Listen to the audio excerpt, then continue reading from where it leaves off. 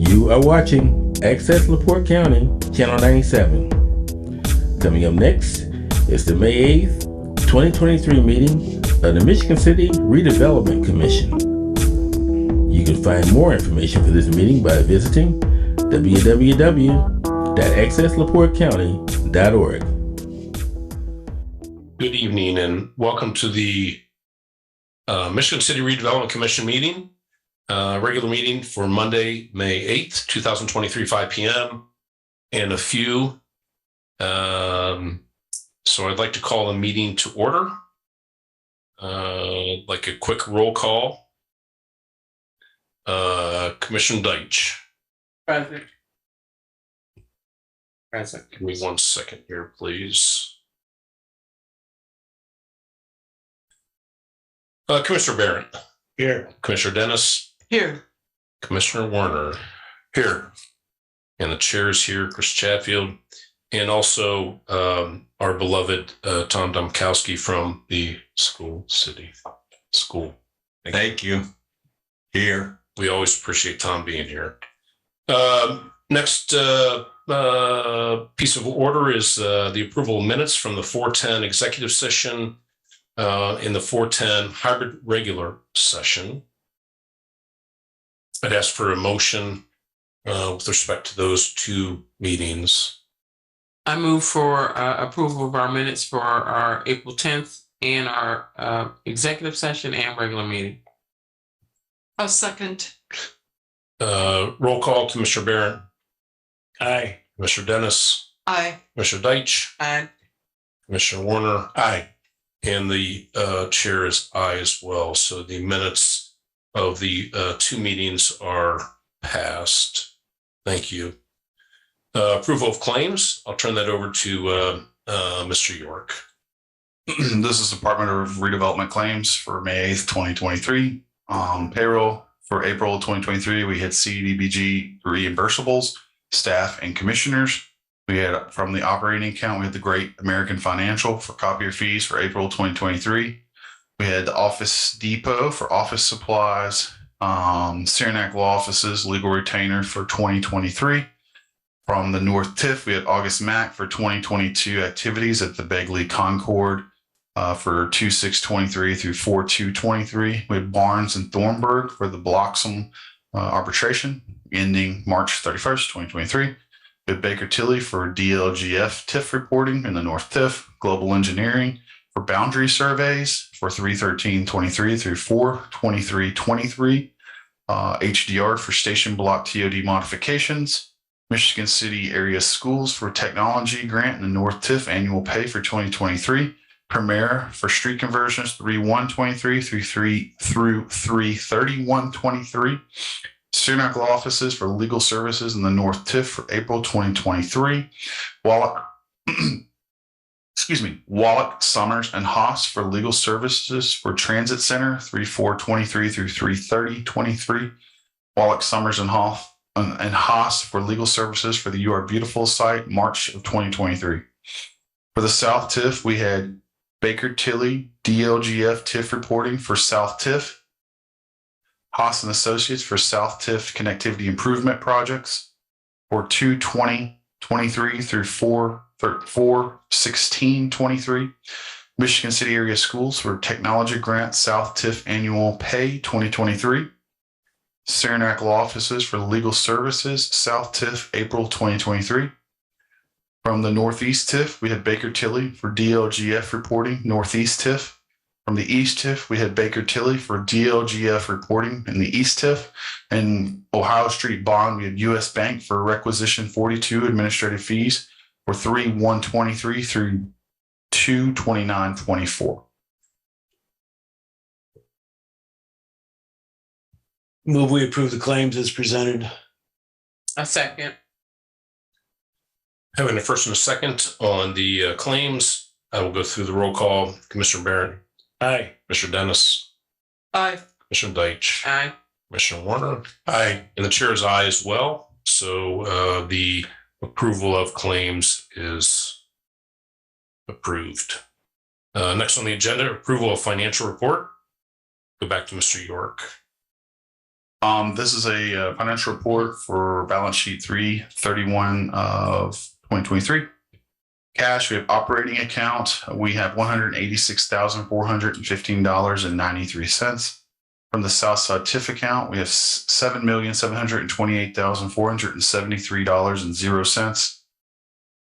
Southside TIF debt reserve account, we have $336,308.50. Southside TIF capital account, we have $16,450.68.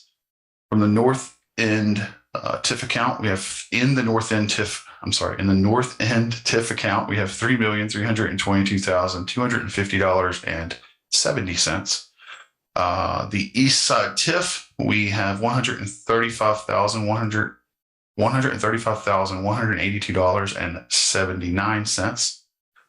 The Northeast TIF account, we have $581,798.08. Loans receivable, we have a county business loan fund of $133,333.00 for a total assets of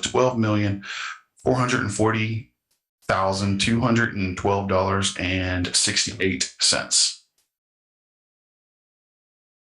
I move to approve the financial report for March 31st, 2023. Second. Having a first and a second, I'll look for the pleasure of the board. Commissioner Barron, Aye. Commissioner Dennis, Aye. Commissioner Deitch, Aye. Mr. Warner, Aye. and the chair is aye. So the approval financial report is complete. Next, the request of Lebesnick Center, utilization of redevelopment owned property.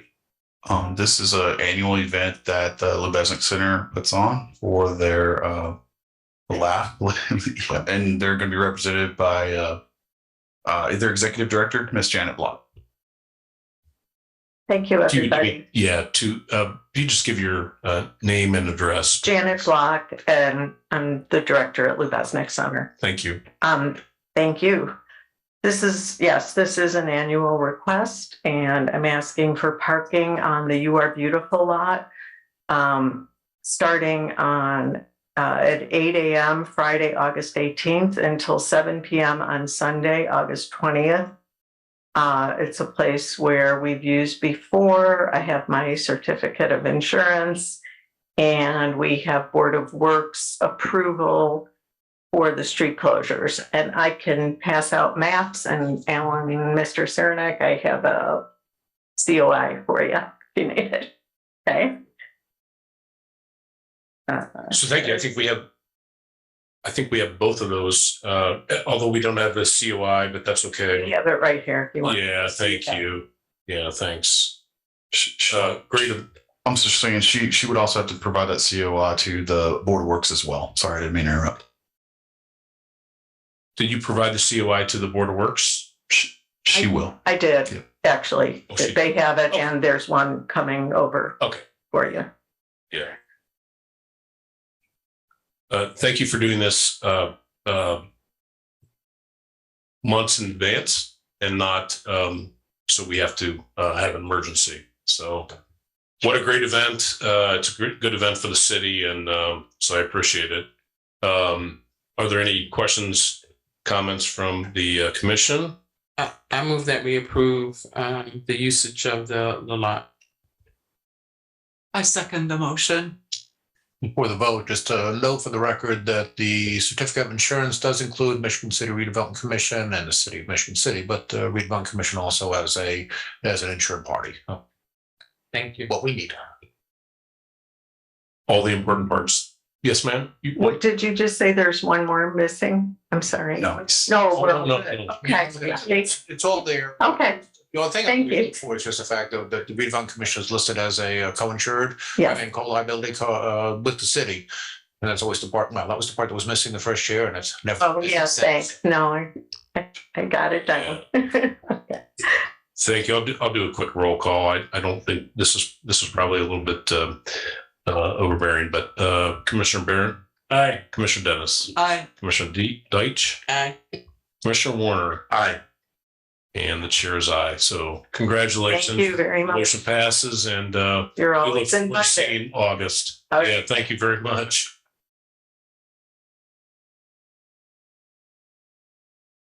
Number 7 on the agenda, approval of landscape maintenance quotes. I will turn it over to Mr. York. So I had Miss Collins, Assistant Director of Planning, help and redevelopment help me do this.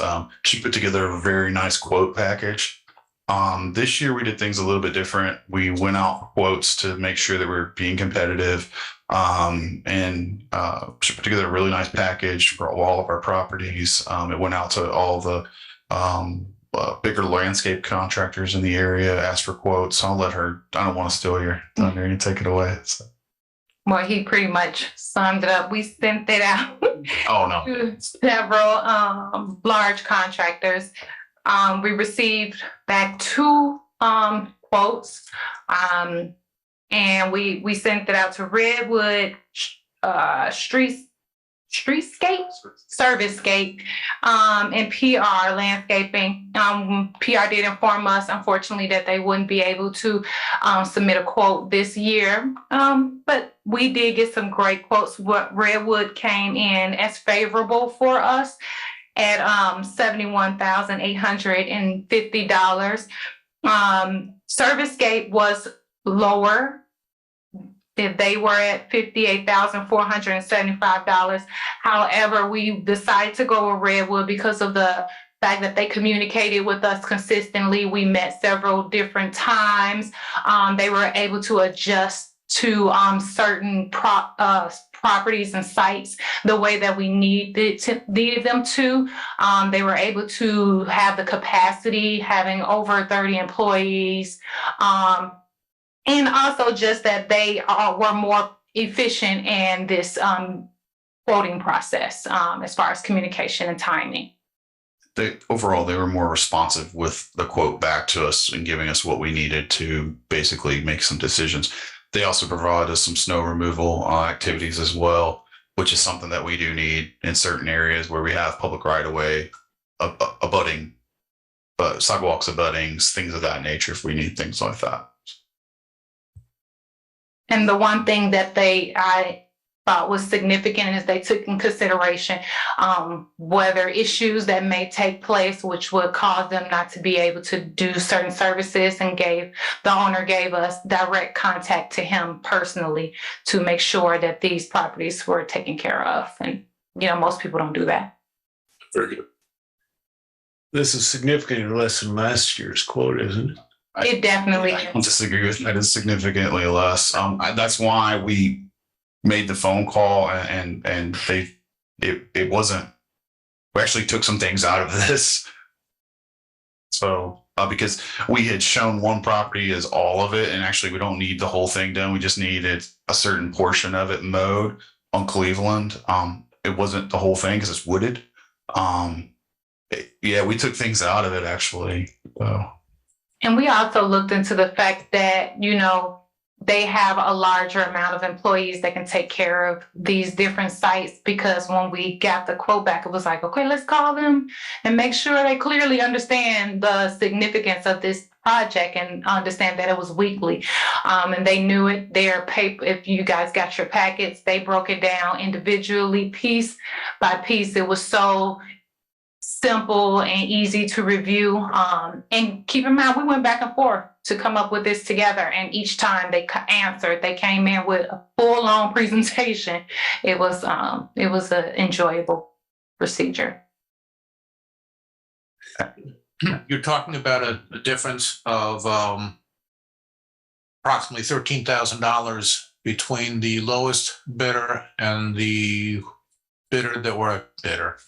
Always critical. Everybody else, but like the lowest quote versus the second lowest quote or the other quote.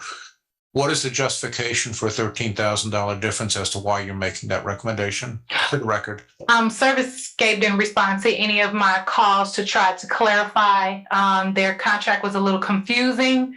I couldn't identify whether they understood all of the pieces that needed to be completed it just was confusing. And when I tried to get some clarification, I didn't get any response back until about Friday of this past Friday.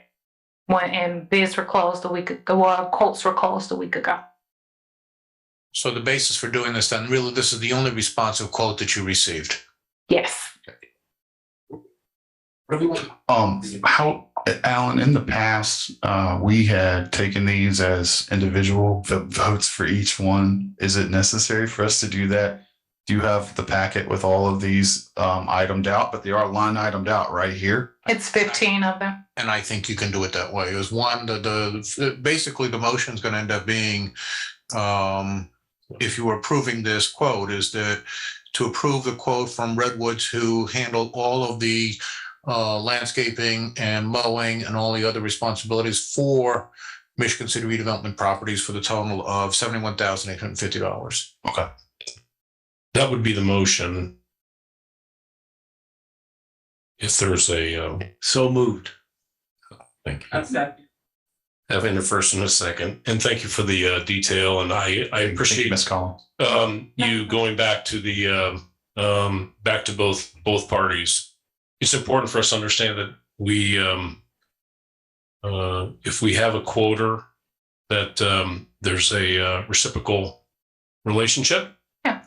The other part is that trying to, I guess what I've encouraged moving forward, Redevelopment Commission, Park Department, the city, that we try to collectively look at having one quoting time during the year that we can quote everything together for economies of scale. So having a first and a second. Thank you. I will go through the roll call. Commissioner Barron. Aye. Commissioner Dennis. Aye. Commissioner Deitch. Aye. Commissioner Warner. Aye. And the chair is aye. So thank you. We will, you'll let them know tomorrow that they've have this bid, and we will start moving forward. Thank you. Because it is raining a lot and the grass is growing. Okay. Request for funding of Fetters Alley Playground and Fitness Park. I'm gonna let you take that one, Chris. Do you want me to preface it? Yeah, I don't think that we've yes, go ahead. Okay, so this is a joint venture between the Parks Department. The idea is that you may have to help me with the numbers. We're trying to create a destination park in the Fetters Alley area of Washington Park. This would be a completely inclusive park, meaning that it would be ADA accessible to all different types of ADA accessibilities or accessibility. So hearing impaired, physically impaired, etc. It would provide something for everyone to do. It would also provide something for families to do together. So when it says all inclusive, this is a partnership between the City of Michigan City, the Redevelopment Commission. I believe there are a couple of grants that have been written out there. I want to say the Healthcare Foundation is one of them, as well as possibly some state or federal funding. And then the other partner is, am I leaving one out? I'm forgetting one, I think. Okay. I thought there's 5. I think there's 4. And so what we're being asked for tonight is to provide a letter of intent to so that we can go after some of the funding necessary for this park, for a letter of commitment and intent for $500,000 from the Redevelopment Commission to be committed, which is actually just a small portion of the overarching cost of this project. The overall project cost is approximately $4 million. Yeah, I can take it over. Thanks, Skylar. So a number of months ago, probably a year and a half ago, one of the city council people, and Shannon Easton from the parks, came to me and said, would the Redevelopment Commission be interested in helping us put together a destination playground? And as Skylar said, it is there to provide for physically impaired, handicapped audiology folks that have ideology, children mostly, but also adults. So I put them on a task that said basically, if you want redevelopment commission money, you need to go do the work, and they did. They did a great job. So Don Prespolinski and Shannon went out and they visited many playgrounds along in the area, and what they really found out was that there are some playgrounds that offer experiences for children and adults with some impairment. My only detail that I gave them was that they had to go find public money. And so we're in the process of doing that. So they went to the Healthcare Foundation for $750,000. They went to Mervan's office for up to $2 million.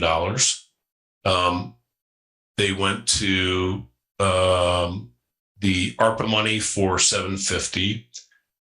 So that gets us pretty close. So I think what I'm asking tonight is that, well, let me go back. Let me step back. So they went to the Healthcare Foundation and said, their presentation was, here are the playgrounds we looked at, and here are the things that we found wrong. And one of the board members said, oh, that's a park we funded, and it doesn't step up to what we need. And then they showed another park. It doesn't show what we need. And they said, we funded that too. So Shannon and Don, to their credit, they did the work. They did the work to find what was most imperative. So this is a very interesting park and playground, and I think it's one that, as Skylar said, it's transformational for Michigan City. A destination for parents to bring their kids here. I think we may change the name of Fetter's Alley at some point in time, but it's still, I think the playground that we have there now needs to be updated. I've said that for probably 15 years now, and we haven't done anything about it. I think this is the time. So what I would ask is that we would consider this evening that we would put together a letter of intent that's probably pretty deep, that we would provide up to $500,000 for this playground. However, Shannon and I met with Judy Jacoby the other day, and we talked about how do we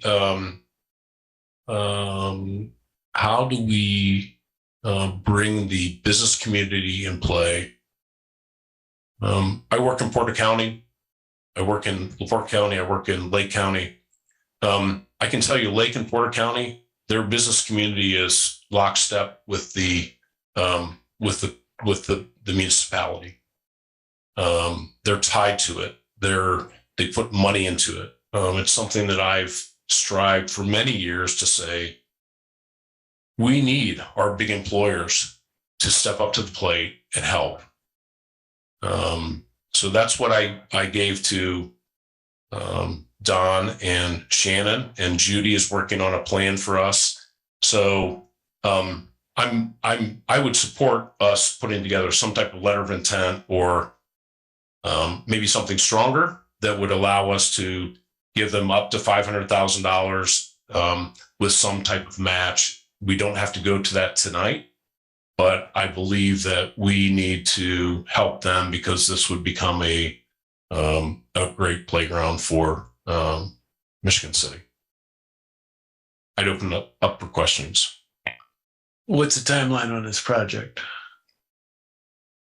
And great question. So the intent would be that they would do fundraising until the middle to late summer.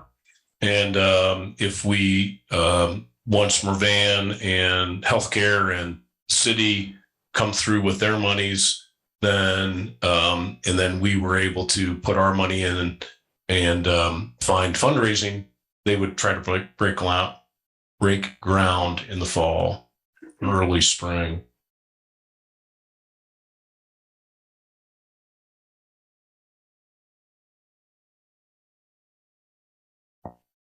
And how much do we contribute to the Big Cat building?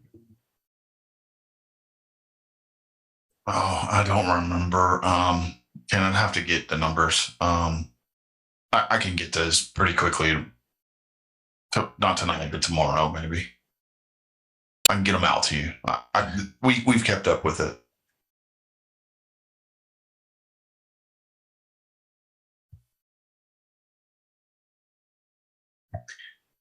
Well, I think it's a great project, and I'm in support of it.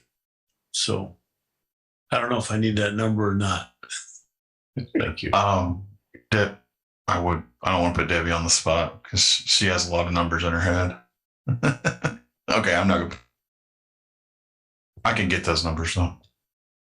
So you're looking for a motion to approve a resolution or a letter of commitment? I think it's a letter of support that can be that can accompany a make or an ask of whichever foundation or board or commission, like ARPA committee, whomever would need that commitment. It would be come in the form of, yes, we're in, for X. Yeah, I think it's primarily a healthcare foundation. Yeah, is really who's. If there was another National Park Service, something like that, it could be used for that as well, as to say, yes, we do have city support from this. That's really what it is. So I move we issue a letter of support and commitment for the playground at Fetters Alley, not to exceed 500,000. Correct. I second that motion.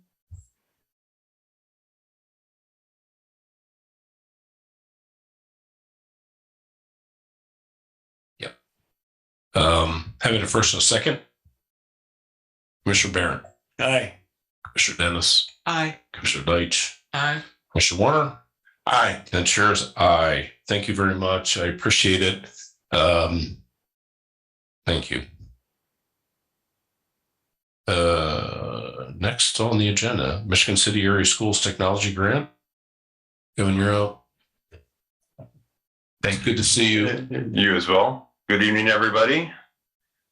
As this has become a regular thing now, it's hard to believe when I was putting it up. I say this every time, but we're finishing our 8th year as part of this project. So it is pretty crazy to think that we've gone that long. So again, as always, it's a pleasure to be in front of you to share some of the things that we've done together and some of the things that the schools continue to push and some of the things that you're helping us push as well. So certainly appreciate the partnership. A quick recap from years past and what we originally wrote the grant for, as soon as Mr. White is moving forward here. The original budget that we laid out, we haven't necessarily stuck directly to because there was a little bit of a pandemic in the middle. Or at the beginning when we stepped off. So as you recall from previous presentations, we used some of the money that you had granted us, not necessarily for the Innovation Center, but certainly for technology within the district that helped us kind of manage that process and get some technology in the hands of our students and teachers to get through the pandemic. So here we are in 22, 23, and numbers, obviously the big numbers that we have stuck with, and as we talked about and discussed at the original presentation, was that staff development number down at the bottom. So still 400,000 of our $600,000 grant still goes to staff development, and it will continue to go to staff development. I would like to share with you though, given the upcoming challenges that we have and budget processing with the states and some creative financing that I'm working on, we are looking to transition this component out of this grant and into our general funds and everything within the district to sustain us after this grant. So we'll be working on that over the next 2 years, and hopefully I'll be able to give some good news in the future on how that's going to move forward. Roughly, that allows us to do 2 hours a month with every K-12 teacher in the district. So again, just a recap. And that can go from anywhere to specific technology training that teachers may need to some data analytical technology components that we've added to help gauge where their students are at and where they're at as a building and where we're at as a district. So, there's that training is a large gap there. So, and that the next one? You're good. We'll just continue on. So a quick update of where we're at and what we did this year. As we continue to push forward, the theme of this grant was innovation centers. The idea is that we're going to transition the third largest room in every one of our buildings, the library. A little bit smaller in the gym, a little bit smaller in the cafeteria, but it takes up a lot of space. But we want to transition the library into the hub, if you will, of the technology center within the building. So instead of having to have components for every teacher, 20 sets of this or 20 sets of that, we would use the library and the inventory system and the processes we have in the library to make those available for all students within the building. It also can serve as somewhat of an education center or an art room, if you will, if you can picture that in your head, where the students can come to that space and be able to use movable furniture, flexible layouts, multiple structures in the room. So those are the ideas that we're trying to push. Those are the concept that we're trying to transition those libraries into. Real quick, bottom to top here, I guess I'll just mention, I mentioned the 6,500 hours of staff development, 2 synchronous e-learning days. And again, this goes back to what we talked about years ago, that if we can send our students home and they can do e-learning from home on 2 days, we knew we were successful with the one-to-one project. We certainly can say that that's been successful. And then this summer, the new thing that we're going to push out this summer is a 2-day PD conference for our teachers, kind of geared around technology. So the teachers will come to one place at the high school and they can pick and choose what staff development they want to do. So everybody can have their own track and do something that's personalized to themselves. So we're building that out this summer for the first time. And from an equipment standpoint, again, the Chromebooks are available for students K through 12. We've added multiple 3D printers across the district, so students now have access to it. One of the things when we first started with the 3D printers was that they were scheduled out with the classroom and with the teacher in the classroom. Now they're available, and especially with the makerspace that I'll talk about in a little bit at the high school, we're trying to make the equipment available for other classes. So you don't have to be in the computer manufacturing classroom in order to use the 3D printer. It's going to be available to you outside of that class, so you can use it for other classroom projects. So maybe you want to use it for English or math or any other subjects. You're going to have access to the equipment. We have a Glowforge laser etching cutting machine. I highly recommend that you go and Google that when you have some free time. It's a very neat piece of equipment. We actually have 2 of those now at the high school, and we'll be pushing those down to the middle schools as well. And then, as I mentioned, the high school makerspace, the equipment is available and ready. We're waiting for the room to finish. I got some pictures for you, as well as some electrical and furniture to get installed here over the next few weeks. From an infrastructure standpoint, just touch briefly on the CBRS project. We still continue to push forward with that. Unfortunately, we didn't receive some of the federal grants that I was highly anticipating. We'll continue to pound that door. We are getting some national attention and some partners throughout the nation on this project. One of the cool things down at the bottom that I've listed there is that we received and tested our first CBRS prepared Chromebook. And what that means is this Chromebooks that we are offering our students, this device can go home and connect to the wireless network that we provide, much like they can their cell phone. So anywhere in the footprint of our wireless network, the student can be walking around and have access to the internet. So that's a game changer for us. It is a little bit more expensive than the Chromebooks we're offering now, but we don't have to pay. Certainly, you can get that same service from a T-Mobile, Verizon, AT&T, some of the big players, but we don't have that monthly service fee that we would have to pay for each one of those students. So obviously a big game changer for us as we push that forward. So what we'd like to do this fall and expect to do this fall is to have a group of those that we can hand out to our free and reduced lunch students, students that don't have internet access at home, our homeless students, those students we're going to target first to make sure that they have internet access anywhere, anytime that they need it. Again, right now the footprint is pretty much downtown Michigan City. To give you a visual, Elston is the main hub. It sits really high. We were sitting very close to Barker Mansion in the parking lot across the street and had service connecting to Elston. So that gives you an idea on how far that the Chromebook can actually reach. So pretty good coverage of the downtown Michigan City area. We're also adding the Helium IoT gateways, and I talked about this last time we did the update. This is part of the iNeighborhoods, the digital placemaking project. This allows us to put some sensors that we'll talk about a little bit in buildings, on sidewalks, in different areas that you can reach up to 5 kilometers in some of these digital sensors, and the batteries last up to 5 years. So, and they're generally, depending upon what you're doing with them, they range anywhere between $150 and $500 price range.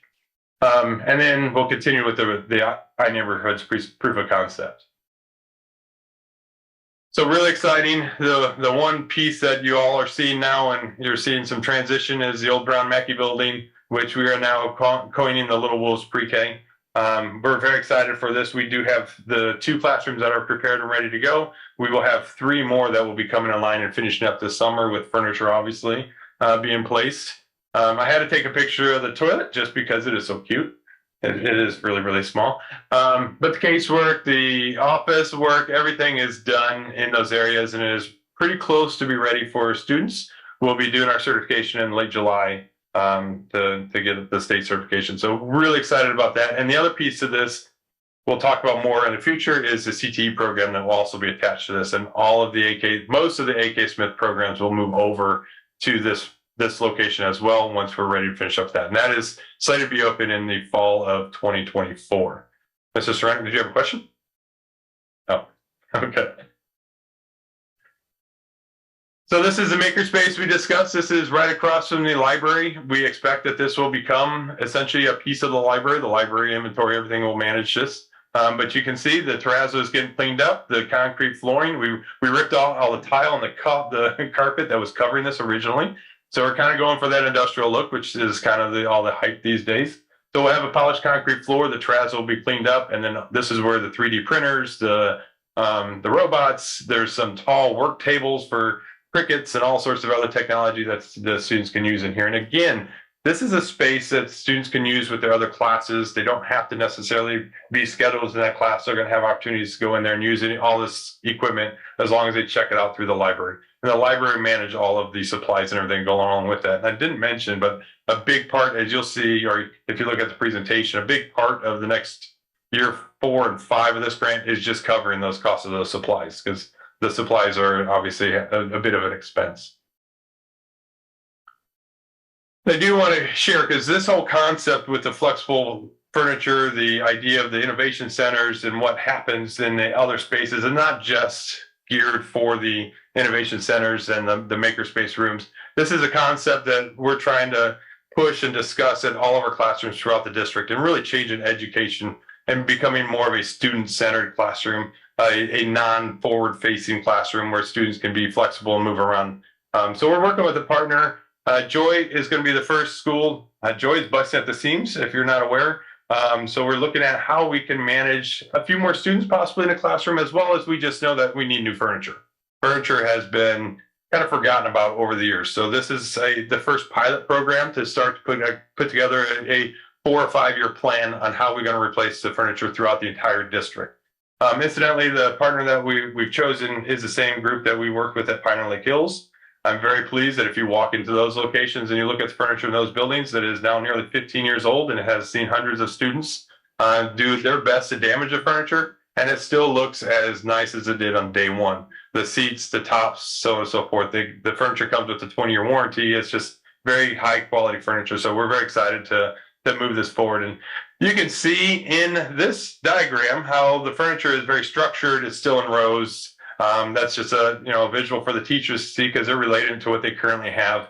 Unfortunately, I didn't take a picture of where it's messy, and that's what we want to see. We want to see this messy. Each one of these chairs could have casters. Each one of the tables are wheelbarrows. So it's just it's just the capability of the students to move around. We have what they call hockey chairs, which are essentially stools. It's all about movement. It's all about students not being stuck in a fixed seat pan for 8 hours a day. The opportunity to move and be part of that education experience. So this is just a quick layout at Joy. And then on the next picture, I believe we have the quick, just close up the picture. But this is, so instead of the circle tables that you can remember in the libraries or square tables, this is what they call a puzzle piece table. And the idea behind this is that when you have multiples of those, they can interlock. So you can make a big circle or a big shape with these. But the idea is that you don't necessarily just have to have 3 kids around this table. This table actually can sit up to 9 students at different areas around the table. So it could be used for a very small space, or it could be used for a very large space. So we're pretty excited about this going into the Knapp library, and no longer making books being the center of the library. And we know that hurts people's ears. But books will still be in the library. They just won't be the main focus of the library. So they're still going to be available. They're just going to be shifted a little bit out of the way. So back to the digital placemaker real quick. We'll finish this up for any questions. But some things that we're working on, and the partner that we've chosen is out of St. Louis, and he's doing some fantastic work in the Del Mar Loop. If you're familiar with that, we'll continue to partner with them. We're working on parking spaces, GPS tracking, people counting, door monitor, tide water levels. They have a problem with flat floods. They're putting tide water levels in their ditches so they can notify people when the water's starting to rise. We're interested in doing the same thing at the beach and on the lakefront, just for our own monitoring, and people can keep track of what's happening with the tide. Air quality and heat sensors, I'll talk about those in a minute, but the picture, which we do have approval now and we'll be installing here, you'll see them in front of Good News Vintage in a couple weeks, is the parking lot sensor that you see. It's just a little hockey puck that sits on the sensor. This will give people, it's a proof of concept just so people can see what it looks like when they go downtown. They can see if the parking lot's available or that parking space is available. Gives them a quick snapshot, and they can do that from anywhere as they're driving into town or as they're at a stoplight. The top picture is a picture of a gateway, very similar to what we have installed at at Barker. And this is the receiver for all those sensors that we're discussing that can attach to that and have internet access in for those little sensors. So these are three concepts that we're building out, ours being in the center. This is available and up and running as a demo right now with all the sensors that I just mentioned. On the left is the flash flood, I told you, warning system that's running in St. Louis. In the middle is ours, where we have a couple cameras, Barker being one of them. One of the ideas with Barker and what interests us, and then I'll talk about the right one, is just so parents have an idea of what the parking lot situation looks like as they're coming in to pick up their students. So we have an idea what the traffic flow is like, so we can make decisions on how traffic is moving in and out of the area. We can also track not personal cell phones, but the idea that a cell phone is there, you're able to see that phone move around on the parking lot. I don't know that it's Skylar's phone, but I do know there's a phone moving around. And again, this is very important because every child has a cell phone in the pocket. Every parent has a cell phone in the car. And this is from a safety standpoint, this will allow us to kind of look at our traffic flow problems. We know there's some schools that we certainly can use some work. We chose Barker because it's middle school and there's more cell phones there. It's also center town, so we're going to make some decisions there as well. But the other pieces to that is people sensors. And if you look on the right, so the concept with this, and again, I'll preface that the idea behind this is to build a business model on what can support the network. Because ultimately, once the network's built, we need to figure out how we're going to pay for it, how it's going to sustain itself, how we can reimagine and keep building the network. This is a business plan, proof of concept that we can put on top of this network and help sustain the network as a whole. So the far right is a building layout, obviously, of a building on the Del Mar Loop. It has people sensors in it. So you can see, unfortunately, I chose a time when there's no one in the building. But it also has fire sensors. It has air quality sensors. It has door monitoring. All those pieces that we can make available to the emergency management system, that if there happens to be an event in that location, they can have a snapshot of what's going on in that building, have an idea. How many people are we dealing with? Is it a fire? Is it air quality? What is the situation we're dealing with? And really, the sensors are just, we're just limited by our imagination on what we can do with those. We can look at where doors are propped open, where there might be exits available, so on and so forth. So that piece, I believe that we're going to do something like that at Barker as well, as kind of our first proof of concept. But that is a piece that I'm interested from a school system to obviously make sure that we have all these availabilities in the schools. And then, of course, any one of our public spaces in the community certainly can utilize a project such as this. So just another business layer that can sit on top of the network. And all this is done with the IoT and the wireless network that we have on the backbone that's already built by the school system at this point. And I believe that is the last slide. So any questions? Been a busy year. I'll just open it up to commissioners, and I have some comments. Any thoughts or comments from the commissioners? You know, Kevin, I appreciate you coming here every year, a couple times a year, and giving us updates as to what you're doing with our the money that we provide.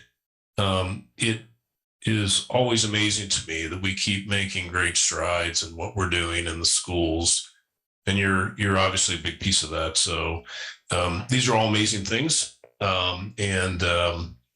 So it's good stuff.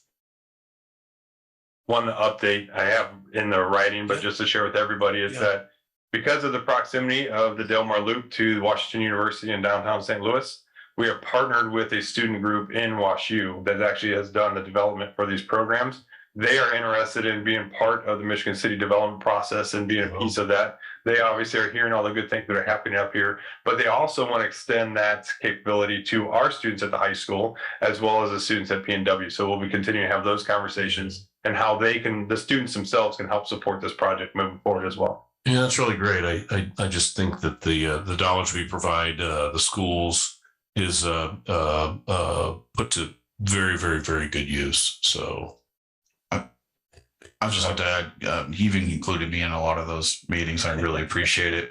Even though I feel like I don't quite understand all of it, but once I look at like the capabilities of all of it, it just blows me away. It really is amazing the things that the iNeighborhoods could do and the benefits it could offer the city.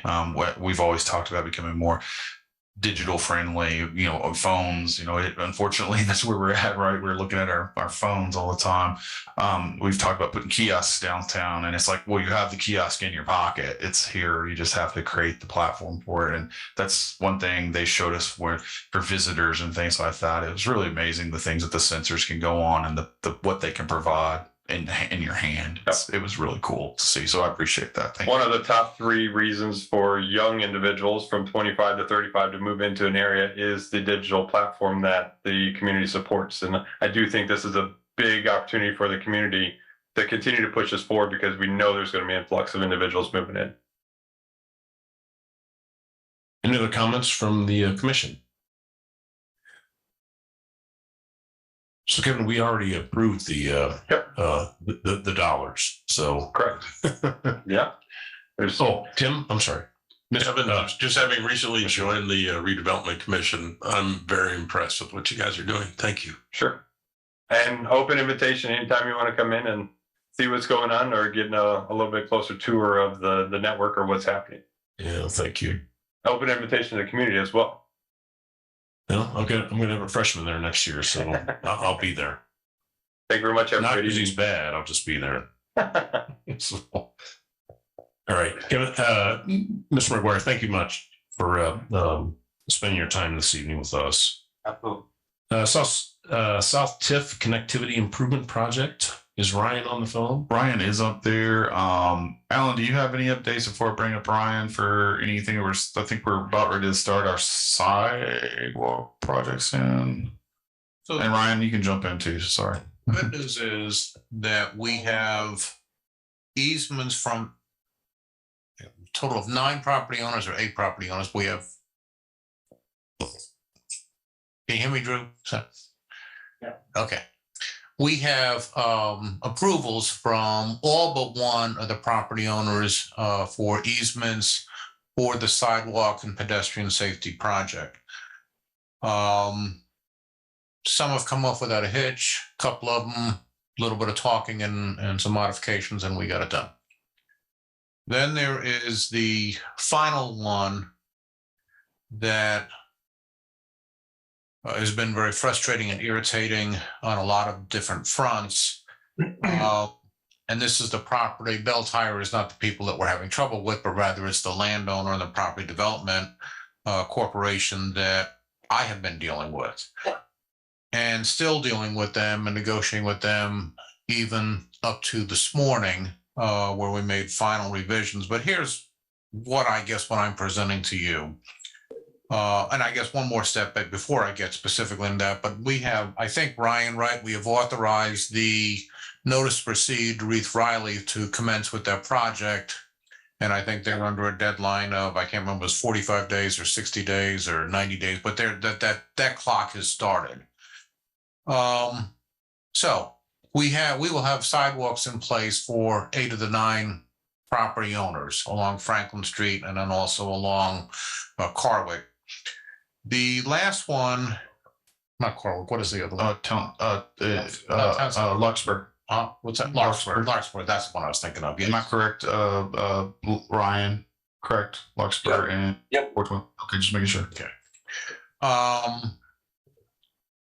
But where we are with the property that's where it's Bell Tire is the tenant is where I finally exploded on them last week is saying, look, there's a city ordinance says you need to have a sidewalk in front of your property. You don't have it. Screw it. You guys can just pay for the whole damn thing.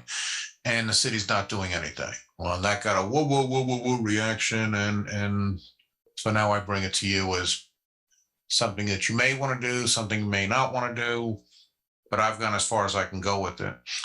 Basically, where we ended up this morning was a memorandum of understanding where they will sign a temporary easement for us to get on their property and to construct this sidewalk.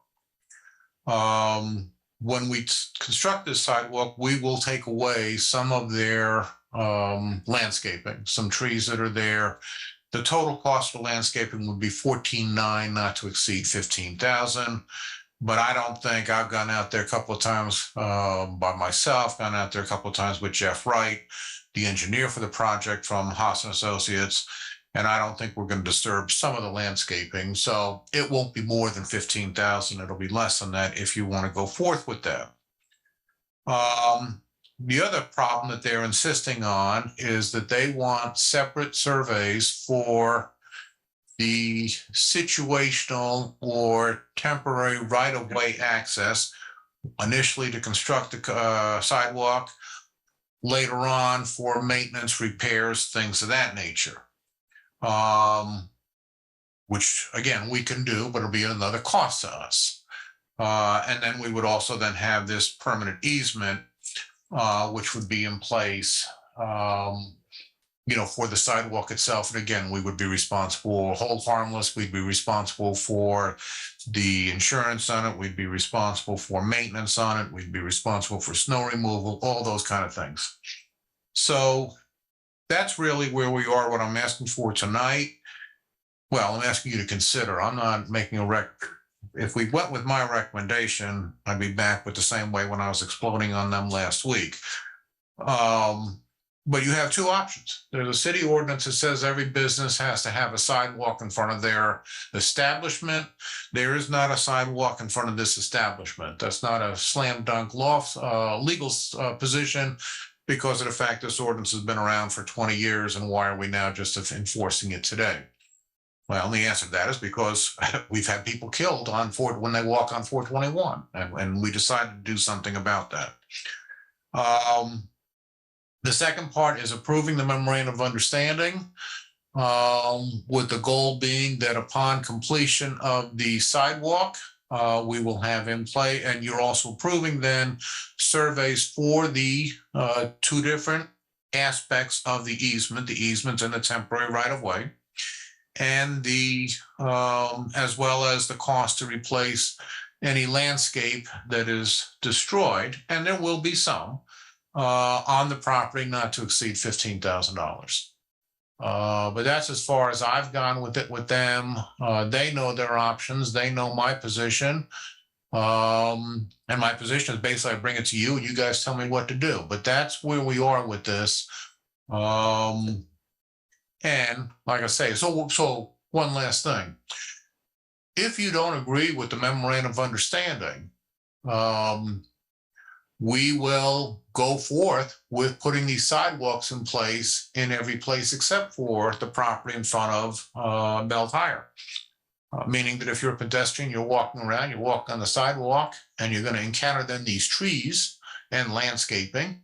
You're probably going to either walk on Bell Tire's property, you're going to walk on 421, which is the very thing we're trying to do away with anyway.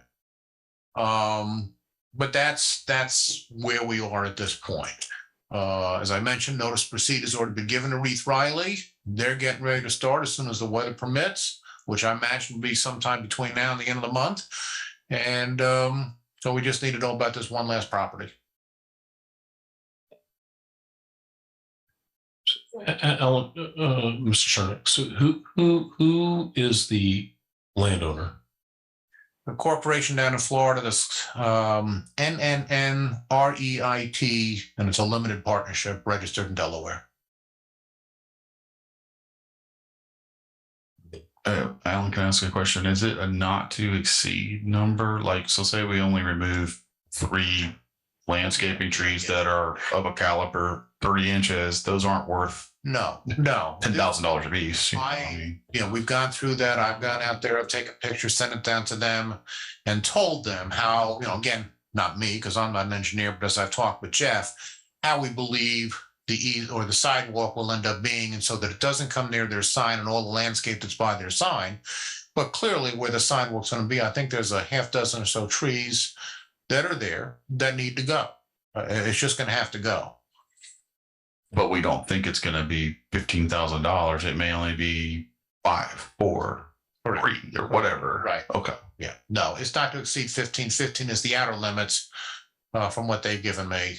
It also has a justification with it. And do we, I guess, maybe I'm getting in the weeds. Like, well, Jeff's going to be making that determination of when they're putting the sidewalk in and they tear out the trees, then we need to find. Got it. When I do have an itemized inventory of the various landscape that's there with a price on each one. Got it. Okay, that's what I was getting at. Yeah. You answered my question. Yep.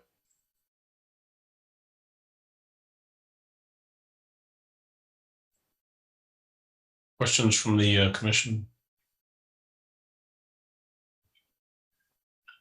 Yeah, well, Mr. Saranac, what's the percent cost, do you know, of what this entire section is of our total sidewalk contract? Ryan, you got that?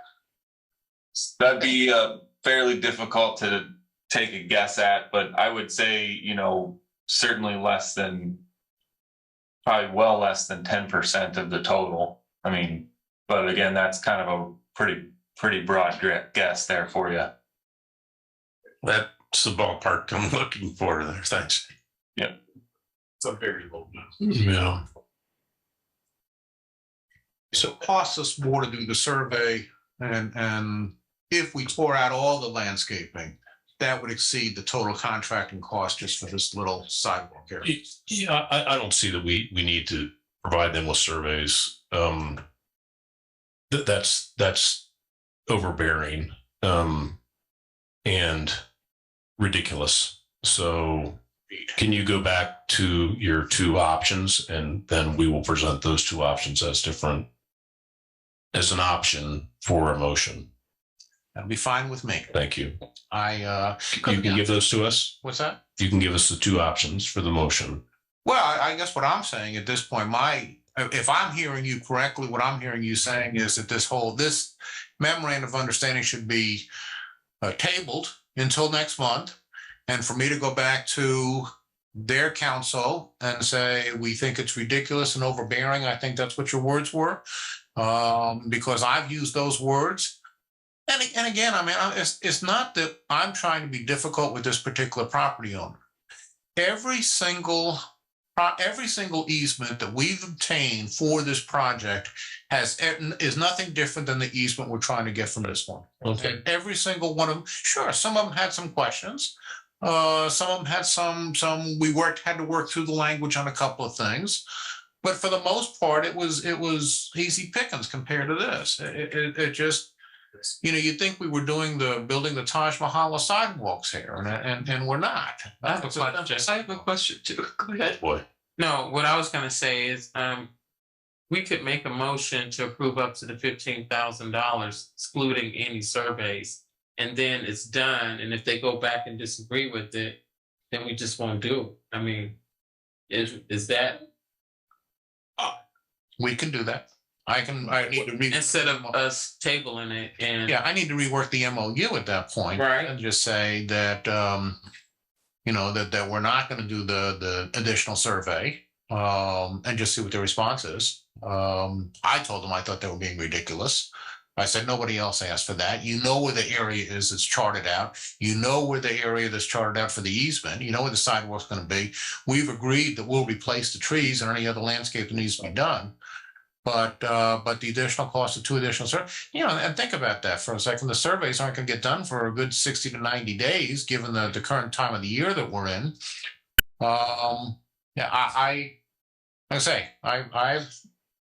If I were a commissioner and had a vote, I'd tell me where to stick it. But I'm not a commissioner. I don't have a vote. But I can tell you that I've told this management company exactly that. And the response I get back is, well, this is what we do on all of them with all the 35,000 different properties we have throughout the country, which I said, I don't care about the other 34,999. I care about this one. So it's reached a point of where I've gone as far as I can go with them until I have guidance from you. And I will gladly take back to them Mr. Chatfield's quote. If we do this MOU, are we setting a precedent for future projects of this type that may come back to haunt us? And I don't know about setting a precedent for future projects come back. It certainly shows that we're willing to negotiate and try to work everything around reasonable requests of a property owner. But on the other hand, if I were the other 8 property owners, say, wait, what? We didn't do this for us. Why are you doing it for them? Yeah. Yeah. Commissioner Warner. There's this particular sidewalk layout is having no adverse impact on Bell Tire's operations. Their parking lot isn't changing. Nothing is changing. All that's changing is it's losing a little grass in front between the curb and their. And again, the other thing you need to consider here, though, is that, it's on 421 there. So we also have Department of Transportation requirements that we can't touch, we can't get close to. So, I'm well aware of those. yeah. Yeah. You have a little bit of insight. So here's what I would propose. Tell them that we're not doing a survey. We're going to put the sidewalk in. We'll give them 15 grand, up to 15 grand, and be done with it. We're not going to not put a sidewalk in there. We have to do that. It's the only right thing to do. We would look like not smart people if we didn't do it. Well, and so as I laid out to them is the fact, who's going to bear the brunt of this? Well, we are. They aren't. Bell Tire. Well, they don't. I think they will. Well, they might. I mean, but I think at the end, you want a sidewalk there. Absolutely. And so why are we going to hinder that? We're going to put the sidewalk in.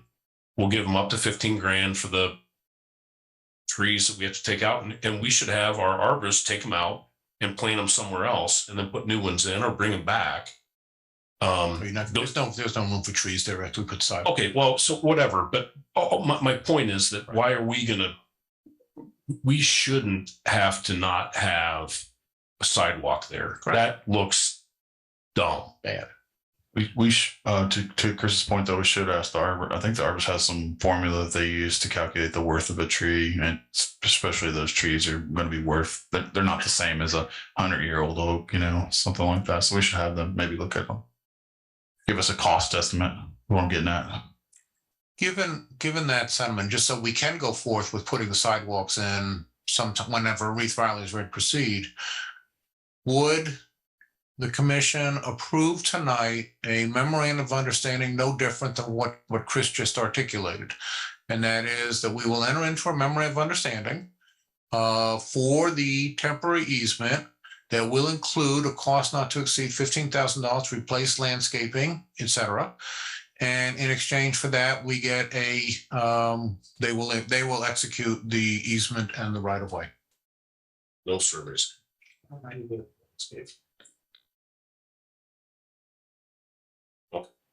So the motion that I was suggesting is fine then.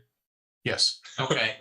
So But just I know because we talked like 10 more minutes. So I move that we move forward with providing landscaping service, whatever, up to 15,000 for the removal of whatever landscaping is, whatever that is.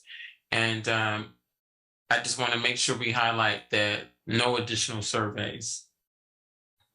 That's my motion. Can we also include on that too, is that then if they do not do this, I'm authorized to proceed against them on a code enforcement issue, forcing them to put the sidewalk in. Yes. Yes, sir. Okay. To the same specs that that Haas has. Yes, absolutely. Yep. And they can put it on their bill. Yep. I will second that amended motion. I'll go through the roll call. Commissioner Barron. Aye. Commissioner Dennis, Aye. Commissioner Deitch, Aye. Commissioner Werner. Aye. And Chair's aye. Thank you for that lengthy discussion. Number 11, station block update. I'll leave that to Skylar York. Yes, so we're gonna give a quick update, which I will provide, and then tonight, our main objective tonight is we have our final, well, our agreement that we've been waiting on for a while. Not for lack of trying. We've been having some heavy negotiations with Flaherty and Collins. There's just a lot of factors involved in this project. We're also building a building when rates are going up, things of that nature. So we're trying to make sure that we're making the best decisions possible with regard to the city and Flaherty and Collins as well on their end. So we have that ready to go tonight and for approval. Some small updates on the station block. We are still moving forward.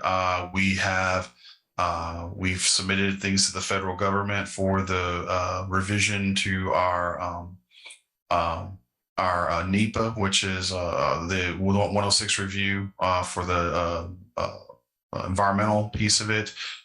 We are in the process of going through a vacation of alley, which is on here as well, which is a very important piece, which also allows us to re-subdivide the piece of property and take away, I think there's 7 lots there. We're going to create 2 new lots for simplicity of talking about the project, but also simplicity of lots of different things, probably bonding down to environmental reports, etc. And then just ownership, simple ownership. So those are the things we're working on right now. With that, I'm going to go ahead and go into 12 with the addendum to the project agreement. Alan, would you like to lay that out for us for the public and just kind of explain it? Or Back in the spring of 2021, I think it was, we approved the original agreement with Flaherty and Collins for the construction of the garage. And it was known at that time that there would be an addendum for the mixed-use building. And we anticipated that would get done, I want to say, in 90 days. And here we are a year and a half later, to give you an idea of just how difficult this has been, not only in terms of a pandemic, but also from the viewpoint of increasing interest rates, increasing inflation, supply shortages, et cetera, et cetera. So we finally got to the point of where we have the addendum, and as you recall from the original project agreement, nobody, either the Flaherty and Collins or the city, wanted only the garage. Flaherty and Collins is not in the business of building garages and operating garages and not making any money off of garages. They're in the business of developments. The city went through this process with NICD with the idea of something more than just a garage, meaning the mixed-use building. Where the addendum gets us then at this point is finally we're there, finally almost there, and I'll get to that almost in a second, with regards to the addendum for the construction. At this point would be a 12-story mixed-use building on the same property, would be on the west side of the station block property for Flaherty and Collins then to go for the next step of constructing that along with the garage. When I say almost, the almost part is really a matter of semantics. Flaherty and Collins needs us to approve the addendum to the agreement so that they can then start going forth for their construction loans. Flaherty and Collins may get to the point of when they get to their construction loans saying, well, can you get the city to possibly do this to their agreement? And having another addendum to the addendum. And I've said, fine, as long as it's not going to cost us any more money. When it's not going to cost us any more money, there'll be no more contribution on the part of the city for this project the way it is. So even though we're approving the addendum tonight, we may come back for a special meeting at some point or this may be on the agenda for another regular meeting to approve an addendum to the addendum based on what Flaherty & Collins experiences when they go for their construction loans. So that's kind of the almost, but in terms of the bottom line for the city and for the redevelopment commission, it will not change the numbers that we've been talking about, and we'll get to here in a bit with respect to what our contribution is for this program and what the incentive that we're offering for this project. Thank you, Alan. That was very good. Yeah, my comments were I just don't want it to affect our bonding calendar, because right now we're going to start our bonding in June, or at least the calendar of events to have that. Do we want to hear have Randy and Andy present and then kind of make a motion afterwards or for approval? Okay. Randy, Andy, Mr. Jason, you guys, I'm gonna hand the floor off to you guys. Thank you. Good evening. I'm Randy Rumpolo with Barnes & Thornburg with offices in South Bend, Indiana. I am here to talk to you briefly about the calendar that we prepared relating to the financing of the mixed-use transit project and the incentive that the Redevelopment Commission has agreed to, or is pursuant to the agreement and the addendum, and possibly the addendum to the addendum, would agree to provide. And I think everyone has the calendar that had been circulated, but before diving into the calendar specifically, I'll just say again that what this involves is an economic development revenue bond that would be issued by the city of Michigan City. It's a little bit different than what you have done in the past with yourselves, the commission, and the redevelopment authority. In the past, you've used the redevelopment authority lease financing technique to provide for financing using tax increment and a tax backup to get a lower interest rate on the bonds. So what we're contemplating is marrying an economic development revenue bond financing, which allows the city to provide that incentive to the developer with the tax backup and TIF that a lease structure will provide, and doing both of those is reflected in the calendar. We would have the Redevelopment Commission enter into a lease with a building corporation, a not-for-profit building corporation. The building corporation is a creature that is widely used in the state of Indiana. Most school corporations use building corporation lease financings because the geo bonding limit for a school corporation is not enough to build or reconstruct schools. It's very common for counties to use building corporations as a financing technique for jails for large projects. Cities use them for city halls or fire stations. So the building corporation technique is not new. Having the Redevelopment Commission enter into that lease with a building corporation for a public asset, in this case, we're contemplating a portion of Michigan Boulevard, will allow then the Redevelopment Commission to use its tax increment, and I'll let Andy speak more about the tax increment, and as well as a tax backup to pay that lease rental. The building corporation then would take that lease that it has entered into with the Redevelopment Commission and pledge that lease and pledge the lease rentals to the financing that the city would issue. So the public bodies that would be involved in this project would be the Redevelopment Commission yourselves, the building corporation that would have to be created, the Economic Development Commission, and the City Council. The Economic Development Commission is there because it is an economic development revenue financing under the Economic Development Financing Statute. So the calendar that is before you does start in June. It has the commission approving the steps necessary to get the site in the hands of the developer. I've talked with Alan about that. We would go through that process. We would go through the process of approving the lease. There's a public hearing that the Redevelopment Commission must have, but you start with an initial approval at your June meeting. That lease again would be for that stretch of Michigan Boulevard that would roughly equate in value to what the financing would be for.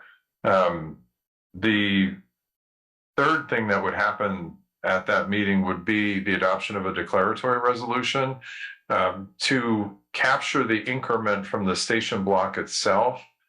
we would need to designate that as a separate allocation area that would give it its own life, and it would separately, the increment that would be captured from that project. It would be able to be used for this bond issue. As part of that declaratory resolution process, we were talking about also then consolidating the South TIF and the North TIF. And the benefits of doing that are that as the downtown area, the station block generates new increment, by consolidating both TIFs together, it would allow you then to use in the future any excess increment that might be in the north for projects that may be in the south. So we are recommending or suggesting that it would allow for, at the end of that, would allow for one TIF area. You would be combining the north and south TIF areas together. The process is exactly the same, so it seems like it would be an appropriate time to do that. The process to designate the separate allocation area for the station block is the exact same process that you would have to go through to consolidate both areas. And as Andy will indicate, given the structure of the financing, and the size of the financing, it is expected that increment from both the South TIF and the North TIF would be used along with the station block TIF to pay the debt service on the bonds. Won't go through the calendar in detail, but it basically it starts with you, it goes through the process with the EDC. The Common Council has to adopt a bond ordinance and approve the actions that you would take and the building corporation would take. And then it comes back to you to complete the declaratory process, if you will.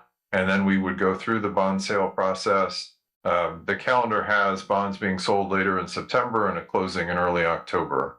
And that the proceeds of the bonds then would be deposited with a bond trustee, and the developer would be able to access those proceeds through the bond trustee and the trust indenture. So that's a quick synopsis, but again, the high points are, we were talking about a lease financing through the economic development statute that would get the developer the incentive that is reflected in the development agreement. And it would provide security through the tax increment and the tax backup so that the bonds that would be issued out into the marketplace would be sold at the lowest possible interest rate, benefiting from the city's rating on the tax backup. With that, I'm happy to answer any questions, or I'll turn it over to Andy. Any questions for Attorney Rumbola? All right. Nice update. Thank you. Thanks, Thank you. Randy. Thank you, Rain. Thank you for being here tonight. Drive safe.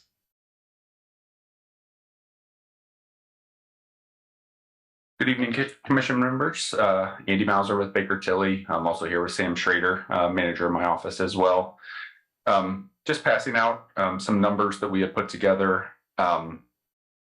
Not looking for any bond approvals here this evening. We anticipate we'll start formal bond approvals potentially at your meeting next month, but wanted to give you just kind of some initial estimates of what we think the financing could potentially look like if we were able to issue today. As Randy mentioned on the timetable, several month approval process, hoping to get bonds closed by October. But what we have here this evening is really our best guess. If we were to issue bonds here in the next 4 to 5 months, what that would look like. As Randy mentioned, very similar structure to what the Redevelopment Commission and the city have done multiple times in the past.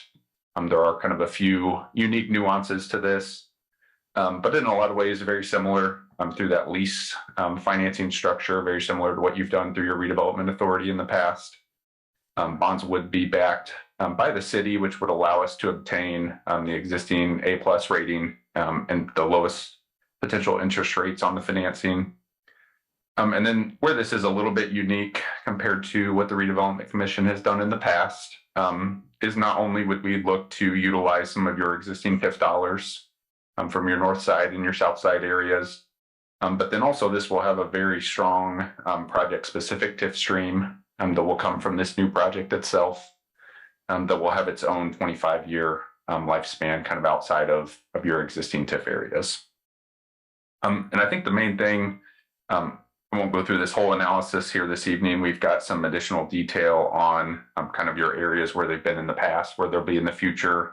And we've got all your outstanding obligations. You've got 3 bond issues currently outstanding on the north side, 3 bond issues currently outstanding for the south side. So we've got the detail behind those. I won't spend a lot of time going through those. But just wanted to really highlight, even with no additional growth within your TIF areas, you do have the capacity for a project like this.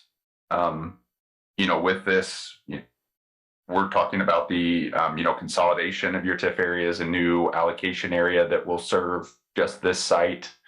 And then also your transportation development district is a new tool that's kind of a hybrid of TIF with also the ability to collect incremental growth in income taxes. So I think as we look forward, there's quite a bit of hope that this development, will spur some additional revenues that aren't there currently outside of just the TIF. And then to the extent that this obviously continues to drive growth in the downtown and really all across the city, your TIF areas should perform even better in the future. So just a couple, I'll maybe go through the first few pages here quickly. On page 3, we've put together an estimate of what we think this project could generate from a TIF basis. The developer is also willing to guarantee their tax payments to the tune of $814,000 in the first year, and then that would grow at a 2% escalation annually thereafter. So that would create one unique piece to this financing compared to what the Redevelopment Commission's done in the past, because of that guarantee from the developer, and because you would be financing, partially a private development.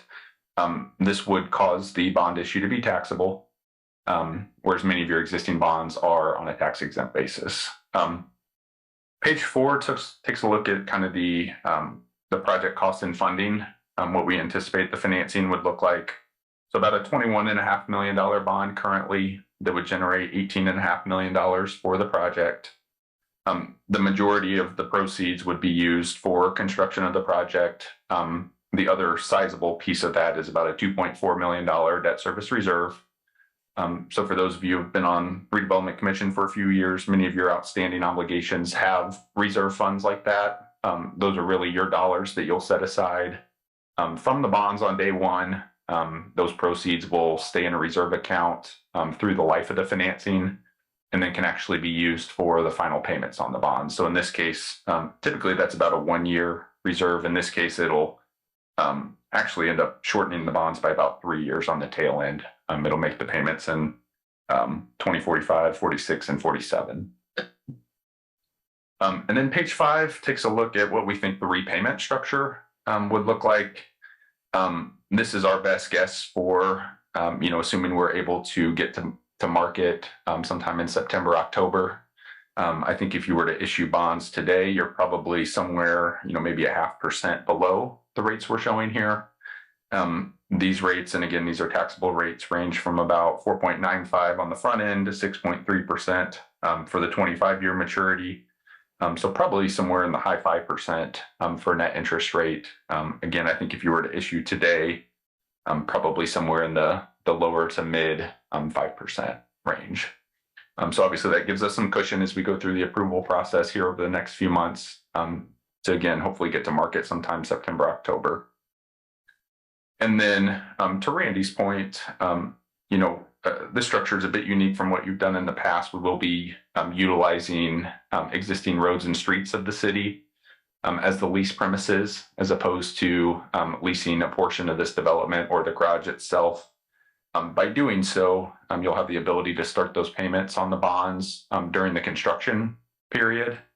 If we had to set aside proceeds to pay interest during construction, you can see that somewhere in the first couple of years, 2 to 3 years, we're talking, maybe $2 to $3 million of interest only. So by leasing existing assets, you can start making payments on the bonds right away. And that will save about $2 to $3 million of additional financing costs. And then the last page that I'll probably highlight, and then certainly I'm glad to answer any questions. And certainly as we go through the approvals, maybe get into more detail here in the next few months. But on page 6, we've taken a look at really your overall TIF picture. Taking a look at your north side TIF area, you currently capture about $4.4 million per year.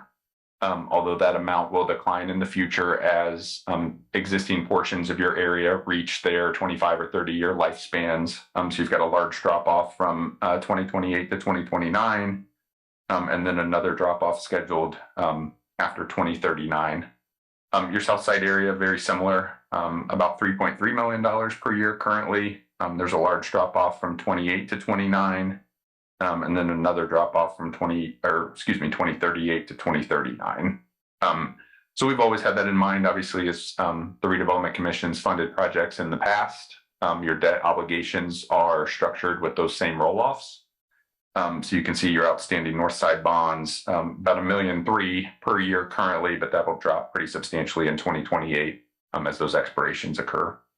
And then your south side as well, about $2.2 million per year, will drop pretty substantially in 2028.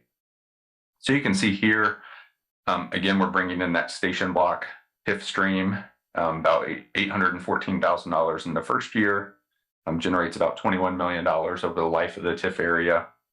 And so we do think, this new financing will be paid primarily from the station block TIF, but then you've also got your north side and your south side areas there to help with the payments in the early years. But then also the station block TIF itself should generate you some surplus as we get out to the later years. And then really just want to highlight the last two columns on here, your estimated tax increment remaining, and then your estimated coverage. Even once payments begin in full, we're still estimating about 147% coverage. So for every dollar of debt service, you've got about $1.47 coming in. So that gives you obviously some cushion on making all your existing debt payments, but then also gives the Redevelopment Commission the ability to continue to do projects on a pay-as-you-go basis. So still very strong. And then, as I mentioned, you do have some of those expirations that will occur here, within the next decade. Hopefully this project will start to spur some additional growth within these TIF areas, within the TDD, within this new allocation area. And so as the TIF moves forward, you'll have some additional revenues coming in as well. So with that, I'd be certainly glad to answer any questions. Any questions, Randy? Yes, I have a question. Could you just kind of make a statement about if we did any, if all things were as is, how this would impact us in our TIFs? Like if, so for the public consumption. This project. Yes, this project. Okay. Like the funding piece of it. Like in general, if we move forward, is it going to impact? Is it going to take money from anything? It really doesn't. But say it in your terms. Correct. Not my terms. Correct. No, I think the Redevelopment Commission, in the past, you've been very specific as far as funding infrastructure projects, but you've always made sure to reserve quite a bit of capacity. Your TIF coverage this year is about 220%. So you've got over $2 for every dollar of debt payment. So you've always had quite a bit of room. This is a large project, obviously. There's, potential that it will utilize some of your existing dollars from your north side and your south side, but you've got plenty of money within those areas, even assuming no additional growth occurs because of this project. You've still got, more than enough money coming in to pay for this, and then a lot of the existing commitments that you have as well. Thank you for saying that. I didn't know how to say it. Yeah. So, Andy, the key is, Andy, when we do this project, based upon two components: one, the incremental tax, and the fact that the developer is throwing in $800,000 a year into the pot, so to speak. This doesn't change, and we've talked about this in the past. This project doesn't change any money going into the general fund. This is all additional tax. So it's not going to change what the city has to do whatever it needs to do. So that's I think what Angie's trying to get to is that the playing field is level, where this project will go on and the world will continue to go as it is today with this new project. Correct. That's okay. I just want to make sure that we're all clear, because I don't want there to be any misconception anywhere else, because it's important to understand that we're not taking money out of the general fund. This project is a beneficial piece to the city. So, Absolutely. any other questions from the commission? Attorney Cernak? There is one more thing I want to, because of the fact that I always consider it to be my job to always tell you the negatives. In approving the addendum to the agreement that I spoke of before, there is also a commitment on the part of the Redevelopment Commission to pay $4 million to plug a gap in the overall construction of the garage. Now, that's not saying that we are going to contribute more than the $18.5 million that's included within the bond project. What it is saying is the fact that if we don't end up going forth with the bond project, if Flaherty & Collins does not go forth with constructing the mixed-use project, and what we have downtown is a garage, that the Redevelopment Commission would be committed towards plugging that $4 million gap. That's the only downside of the addendum. And nobody has any control over that. That is purely on the part of the banks, and the interest rate, and also the cost of contractors and what they estimate the total project will be. So right now we're looking at a total project of being right around $92 million for both the garage and the mixed-use building. If everything goes as planned and we have a $92 million project, or the development project down there in the station block, that $4 million I talked about is incorporated within the overall contribution the city is making to this project. So we need to look at it not so much as garage and mixed use, but rather an entire $92 million project, of which the city's contribution is $18.5 million.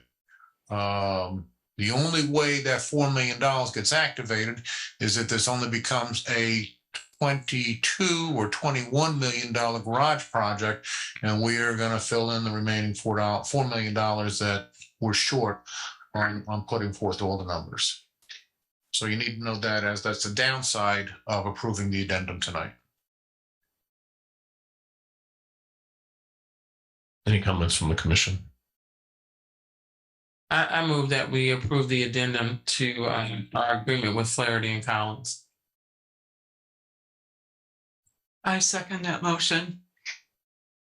Having a first and a second, I'll look for a roll call. Commissioner Barron? Aye. Commissioner Dennis? Aye. Commissioner Deutsch? Aye. Commissioner Warner? Aye. And the chair is aye. Thank you all. Randy, thank you much.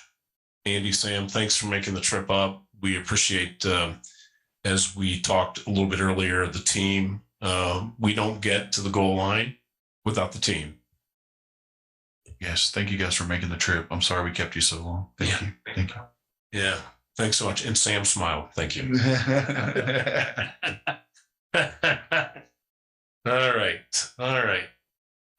We will. There's one more piece of the station block that we need to give approval. Yes, two more pieces.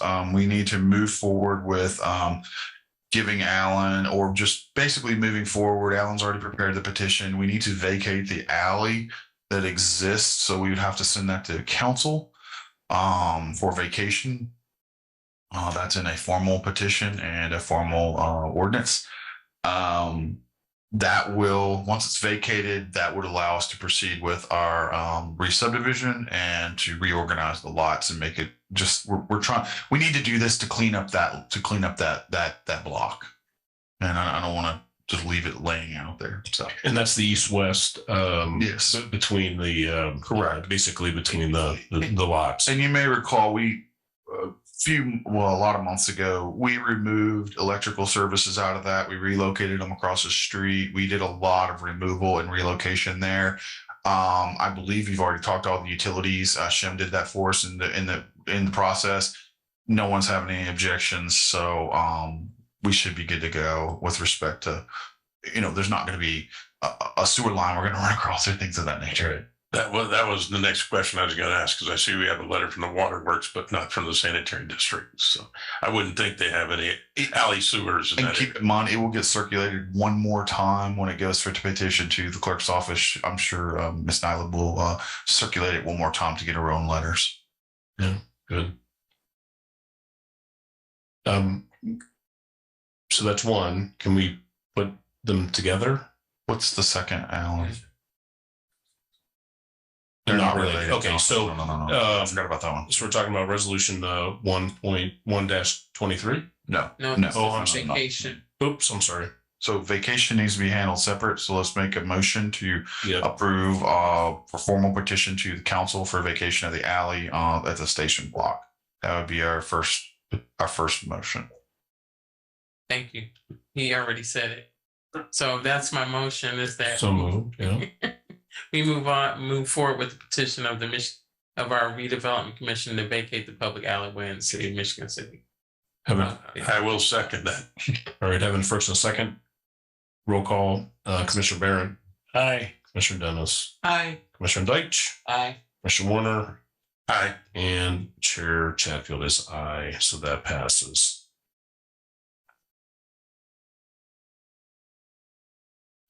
The last thing is then, the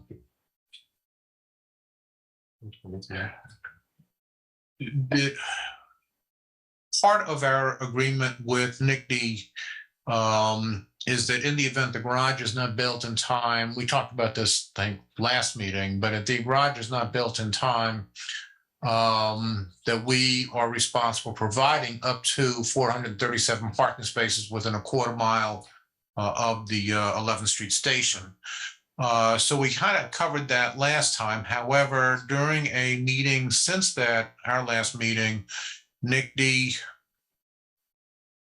inquired, I guess is the nicest way to put it, whether we could also make that available or some of those available for the starting in this summer, which again, I still think there's more need for discussion on that, but whether as construction of the garage is occurring this summer, whether there will be, they're asking that they can start utilizing the 11th Street station, meaning the need to have parking spaces within close proximity.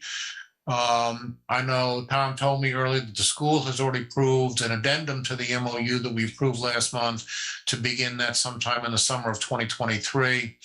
I've also talked with Attorney Scott Paycheck, whose office is also within that, just within close walking distance of where the garage will be.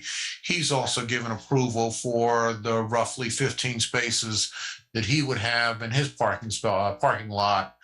So both those MOUs, the addendum to the school and then an MOU to Scott Paycheck's office for parking spaces to commence minimally in 2024, maybe in 2023. But again, I want to have more conversation with NICD because I'm having trouble figuring out how you can build a garage that's going to go within a foot or two of where the actual tracks are going, and why do we even want to have that space or that station even open at that point? So there may be more conversations, but in the event the answer to that is okay, then I guess what I'm asking for is approval of the addendum for the agreement and previous MOU agreed to with the school system for the Elston lot, and then also approval of an MOU with Paycheck Law Group for 15 spaces on his lot, both of which would commence maybe in 2023, maybe not in 2023, but certainly in 2024 when we would be obligated for it.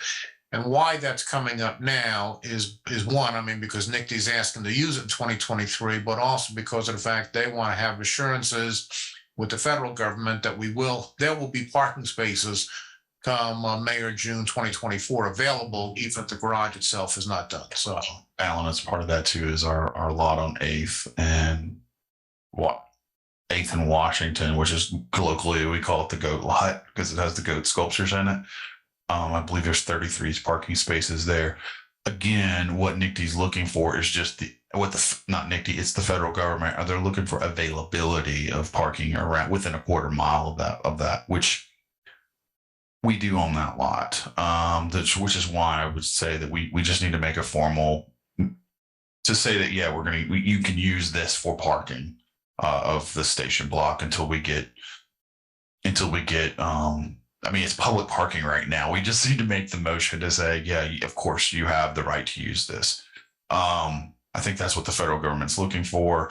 I would also say that within that area, I did a quick calc, just in that quarter mile, there's a lot of on-street parking. We don't regulate on-street parking necessarily for, we don't want you there for 24, 48 hours, but you can park there for substantial amounts of time. There's just a lot of parking available. But for right now, what the federal government's looking for is, do we have the okay to use those spaces? So capacity is really what they're looking for. 437 spaces is what they're looking for. So I have a question, Chair. Question. Please. So does the motion need, so is this an addendum to the MOU that lists all of the available parking, or just for those particular paycheck and MCAS? The addendum to the last count, 230. 230 at Elston. It is the it's the addendum to the MOU that was approved last month with Michigan City Area Schools. I think it was 250 for that one, and then 15 parking spaces. We haven't approved anything yet with Paycheck Law Group. He's executed the MOU for the 15 spaces to begin maybe in 2023, certainly in 2024. So really, it's approving the addendum to the one MOU and approving the second MOU. The second one with paycheck. Right. Okay. So we can do those together since it's parking. Yep. Okay. Parking issue. Yep. So I move that we approve the addendum to the Michigan City Area Schools MOU and approve the MOU with Paycheck for our parking spaces for our NICD project. Correct? Yeah, that's fine. Second. Having first and a second, we'll go through the roll call. Commissioner Barron. Aye. Commissioner Dennis. Aye. Commissioner Deitch. Aye. Commissioner Warner. Aye. Chair is aye. Chatfield. Thank you. Motion passes. Thank you. Mr. York, you'd like to move something up on the agenda? Yes, please. I have a couple that I'd like to move up. First, I'd like to bring up the Kidpreneur team, and that's comprised of Mr. Braylon Harvey and Antonio Corley and Conley. Sorry, I'm so sorry, Conley. And I'm sorry that you had to sit through such a long meeting tonight. But this is for to discuss a future ask of the Redevelopment Commission. It has to do with I'm going to hand it off to let you guys explain it. I don't want to state your names and addresses, please. How you guys doing? I'm Antonio Conley. I'm a local business owner at 1608 Franklin Street, and I own Temerity Boutique. And I'm Breland Hervey, 1705 Springland Avenue, and I am the owner of Social Q Barbecue and Catering. That's currently going to open at 1701 Franklin Street. Well, nice. Thank you. So we're here today to ask for permission to be able to use you guys' lot on 6th and Franklin Street. 7th and Franklin, sorry, for First Friday for our Kidpreneur events that we've been putting on for like the last month and a half. And the Kidpreneur event is for ages like age 8 to 16 years old. And we let them do pop-up shops and sell some like arts and crafts to the public. Can you tell us a little bit about setup, what it entails, and then just talk a little bit about how many kids you have come and things of that nature? Okay. The outside setup will consist of tables and chairs and sometimes tents, depending on what the weather will be like. And right now, we have 15 youth, and we have like 20 more that's waiting. But right now we don't have the space for it. So next month, if we get the approval, we will have the extra 20 kids out there also. Do you want use of of just the north lot, or both lots? That was my only other question. Yes, it really, I guess it really depends on how big this can get. So maybe in the future, we may be able to expand to the other lot as well too, which would be great. You know, if we can get the kids something to do instead of being out on the streets or anything like that. And then also too, to explain a little bit more of the process, we're trying to actually get them involved in this process as well and understanding how to come in and talk to City Hall as far as getting permits and then being granted permission to do certain things like that as well too. Costs for the permits as well, setting up bank accounts for them to actually start their businesses, LLCs. Like we're trying to go through the whole process, especially since it's something that for me, I've been involved with you guys as well for about 2 years now too, and I definitely appreciate you allowing me to use the access to the 621 easement there on Franklin Street as well too. But just learning this process and getting the kids involved in it, giving them something to do instead of being on the streets and stuff like that. It's just a great opportunity that we can expand on. Yeah, thank you. So would this be for the next month's first Friday, June? If you grant us. Yeah. Okay. So we need to go to Board of Works? No. Closing down an insurance. Not closing down a street. I have to figure that. Let me think about that one. I don't know. Yeah, so I think the only thing we can get back to you on the Board of Works, but the the insurance. Okay, so just a question: would this be something that I can add to my insurance that I use already for the City of Michigan City for that lot, and I could just add coverage of the RDC board for that? If someone can give me the technical terminology for what to add to that. Yes, we'll get Skylar get back to you on that. Okay. Yeah, we just have to be named as. Let me talk to Alan about that, and I'll get with you. We'll get back to you. Yeah. Gotcha. I don't know an answer right this minute. I wanted to lean towards saying. First time I've seen an attorney say I don't know. I want to lean towards saying as long as we're covered, yes. Yeah. So that first Friday is Second.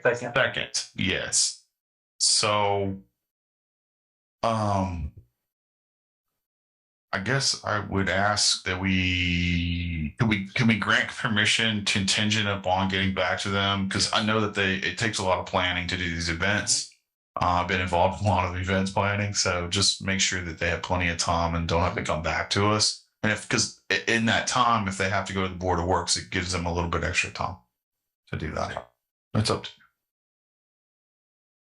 you. Ken? Are we talking about the north lot? Yes. And we're not looking to close down any streets or anything. We're just looking for the lot. So That's a lot. Yeah. Okay. Thinking maybe I'll get back with you on Board of Works or whatever. So I think what we can do is give them contingent approval based upon insurance and whether they have to go to Board of Works and those types of things, right? So, okay, I'd look for a motion with respect to this. I move that we grant permission for use of the north lot pending those items. I second the motion. Having first and a second, Commissioner Barron. Aye. Commissioner Dennis. Commissioner Deitch. Aye. Commissioner Warner. Aye. The chair's aye. And I will tell you, gentlemen, thank you for your outreach. It's important to get our youth involved in understanding city government, understanding corporations, understanding that there is responsibility to what you do. You can't just do it, right? Right. And that's so important. So thank you. I know our yes, Kevin's still here, but I think sorry. It's one of those things that has fallen off of the school agenda because of so many other things. So thank you for doing that, because it's terribly important to help folks know, help young kids know that there's good stuff to be had in the community you live in. So thank you. Thank you. Thanks for doing you it. guys. I appreciate it. Yeah, thank you very much for First Friday. Thank you. Thank you. One more that I would like to move up, because I have a staff member here and I'm sure he's wanting to get out of here too. We had an addendum sent out, and I see the owner on here too. I don't. He's had to sit through all this. This is a facade grant request for 519 Washington Street. I'm gonna have Kyle come up and present this. We're gonna try to. This might have a little bit of discussion with it, but I'm gonna try to get through it, and Kyle can kind of lead us through that discussion. And then, JP, do you want to come up here too? Just kind of help him out, present the project. It's a good project. I would like to preface this discussion in that this is a commercially taxed property, which means that it is paying into our TIF. Although, be it is a complete residential property, it is is 4 or more units, and I did confirm that it is paying into our TIF, and that it is producing TIF because it's taxed commercially. And with that, I'm going to hand it over.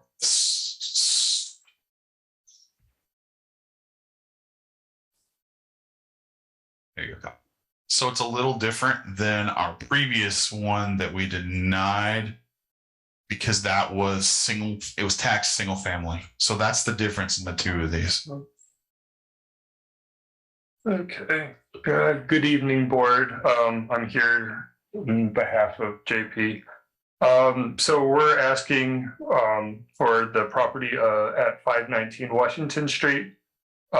He's asking, well, I guess today we kind of the numbers changed a little bit just because of the me, JP, as well as Deb Parcell, who's a part of the Historic Preservation Commission. Part of kind of the agreement was that we needed to determine what the siding condition was, and in going there roughly during the your guys' session, we determined that the siding probably was salvageable enough. But that's also something that until the entire building has been removed of its like asphalt shingles, it's hard to truly know what the condition is of that siding. So that was something that was removed that I kind of would like to be removed off of the initial forgivable fund. So the price of the project currently would stand at $21,000 even, with the loan amount that would cover the replacement of the roof, new gutters, for that new cost to be $12,600. So kind of, I guess, getting back to it, he's gone through the Historic Preservation Board. He was given approval, with the only condition was for staff, me and Deb Parcell, to determine the condition of the siding. Yeah, and I would add that they couldn't get around to that till today because Deb was unavailable. They did do it today. I think there were some missing things on there. But before we do that, I'm going to have JP man, give us an overview of the project, because it is a big project. It's on Washington Street. It's a very visible building. I mean, he's making a big investment here, so I'm going to give him some time to explain this himself, so I don't have to just come here. Guys, I'm JP Conrath. I own 519 Washington. As Skylar pointed out, it is a commercial property. It is taxed. It is going to pay into the TIF. I bought it in May. It was a 5-unit in May. You know, I do want to revitalize the exterior of the property. I think that's why we're here. That's why I'm applying for the north end facade improvement. The interior needs just as much renovation as the exterior. It was in really bad shape. I was able to get the tenants out over the last 9 months and completely gut renovate the building. So this will not just be an exterior improvement, even though this is what we're here for now. It is currently down to the studs, and this will provide, I'm taking it from 5 down to 4 just to give some more space. This will be 4 from, you know, top to bottom renovated apartments. As we talked about and Kyle talked about, we do want to put new siding on it. What we uncovered today, we'll see where it's at. Historical Commission has approved LP siding for it, as well as a new roof and new gutters. And then, I'm going to take care of obviously the rest. It will be a good addition to Washington Street. I own other buildings. I think I own 20 units in this immediate area of Elston Grove and down here on the north end. And there's a huge need right now for just renovated apartments. People can't find them. And that's exactly what these will be. If I get approval here and be able to move forward with the project. So Kyle, what are we asking for today? Like, what is the number? Like, I mean, with or without the siding? I mean, because it's hard to know. give me a with and then give me the without again. Okay, so with the siding, we would be asking for, JP would be asking for $29,280 for a total, a total project cost of $48,800. Okay, give me the without. So without a total project total of 21,000 even, and then the loan itself that you guys would be 12,600. Okay.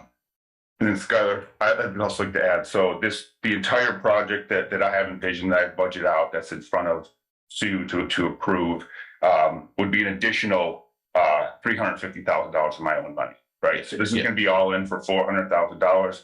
The assessed value of this property will go up and will be paid back. Yeah, that's what I wanted you to get to. Absolutely. Thank you. My question, so can we? Yeah, the reason why I'm asking about the total amount is because is there a certain number of applications that someone can submit, or could they come back for a second one? Each building, the way we set it up, is eligible for up to $30,000. That's kind of the max of when we originally set it up. I'm sorry, up to 60% or $30,000. Okay. Yes, you can come back. So some people come and they'll spend $12,000 and then they'll say, okay, that covered the paint. Now I'm ready to do another project, because not everyone has 400 grand laying around. But you're pretty close. They met today about the siding, so you'll know within a few what the amount is. Yeah, so they're ready to. They've already dropped the roofing materials. They're a little ahead of schedule. The contract is with RL. And so they're ready to start tomorrow, say, if I were to get approval today. Okay. So the siding would come off. That'd be the first thing that would come off. Okay. And assuming that, I think what Kyle is saying is if that siding underneath that we found today is salvageable, which it's been under there for quite a while. I don't see how it could be, but that's just one man's opinion. Yeah.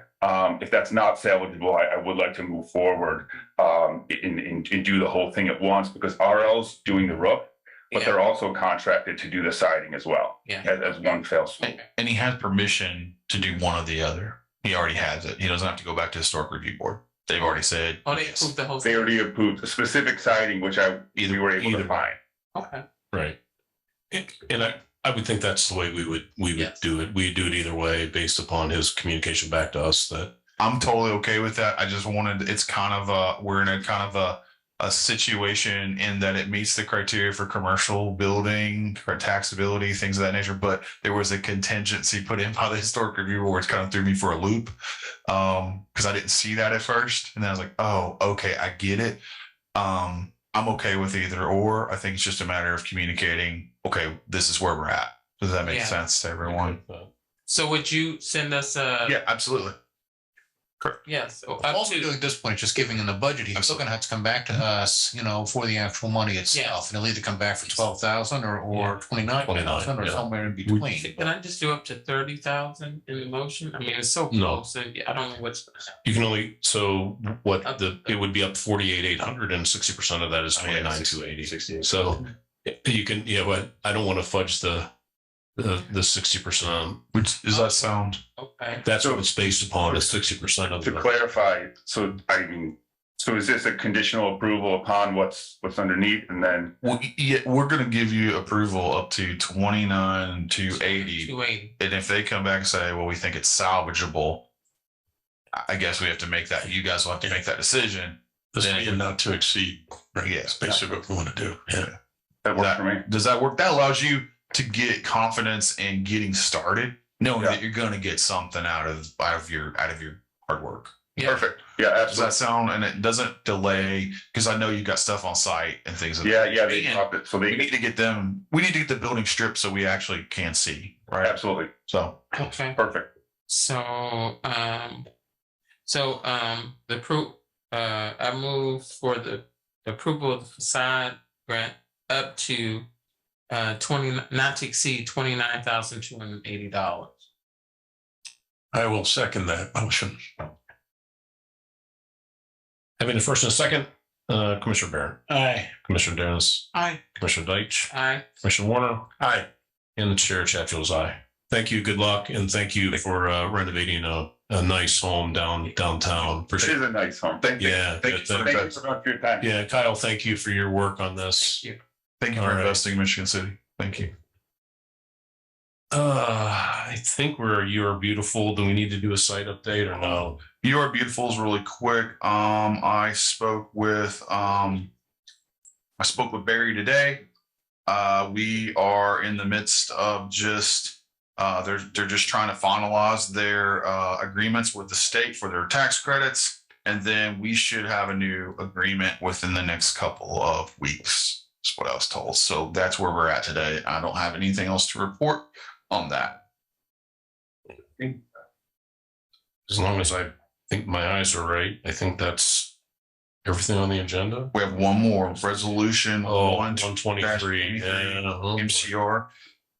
Every 2 years, we have to approve the a economic revitalization area resolution for which allows us to do a couple of things. It allows us to do TIFs in those areas, but it also allows us to do tax abatement, which we do not do tax abatement. It is something that is handed down to the economic, it's actually the council that approves it, but it's handed to the Michigan City Economic Development Corporation.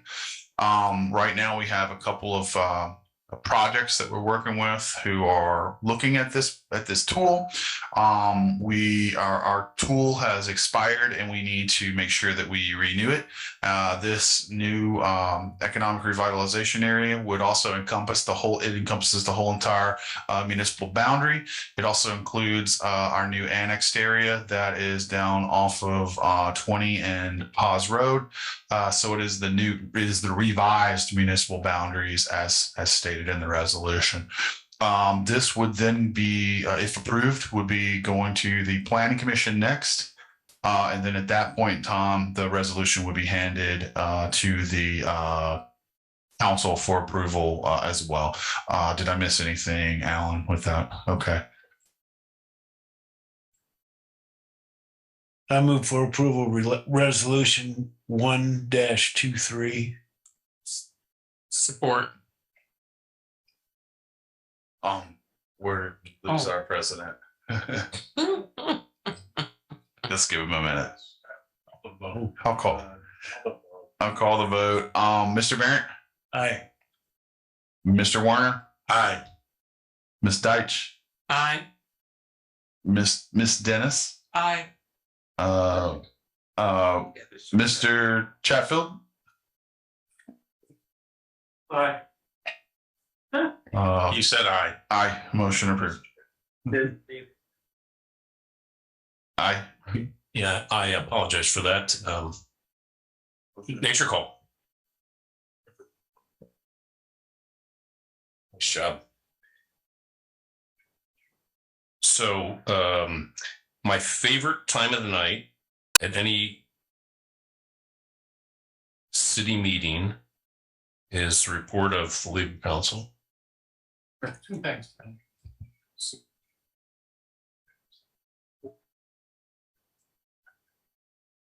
Never started. So how long have I been doing this? Yeah, 7, like 8 years. Gonna get one day. there was an executive session held before this meeting. No items were discussed that not permitted by the open door law, and no decisions were made. The second thing has to do with our Trail Creek cleanup project that we started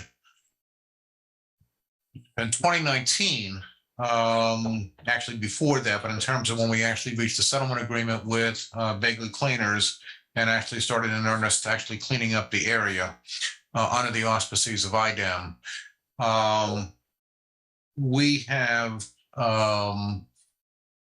We've been working on that cleanup, and we're now to the point of where, in our minds, we'll see if IDEM is of the same mind, but we have gotten approval of every step of the way in terms of starting first with identifying the scope of the contamination, following a 25, 30-year migration of the plume from the original contamination site to various kinds of just analysis, both in terms of how far below the ground does it go, as well as along the ground.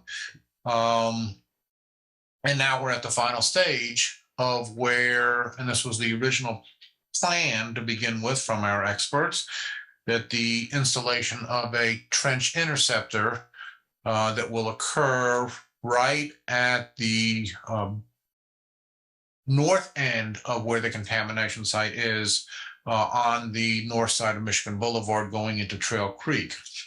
The budget is twofold. And I'm a little bit uneasy on one aspect of it and I'll explain the following reasons. For the administrative costs, what has been asked by August Mack is a cost of $284,100. I don't have as much a problem with that. What's going to be involved in that is the stuff pretty much they've been doing already, monitoring the site, preparing reports, and going to meeting with IDEM. We can't get away from that. The other aspect of their ask is for assuming the project management role for the trench interceptor, as well as upgrading the sanitation district to accommodate the new input or the ingredients, the contamination being intercepted by the trench and then processing out through the sanitary district. The cost on that is $900,000 at the maximum. And that's nothing but a best guess at this point. The range on that was from $400,000 to $900,000. The question that comes up, though, in terms of where we are with things, we reached a settlement primarily with Bagley, but also some other property owners down there. And there still is one more outstanding that we're still working on, of $1,570,699.05. So that's the money that we've gotten in for not only this, but you may also recall that during the process of this, suddenly in the testing that was going on, it was discovered there was vapor intrusion into the residential area in this particular, right there in the general area of the Trail Creek cleanup. So money was spent on that hadn't been anticipated from the very beginning.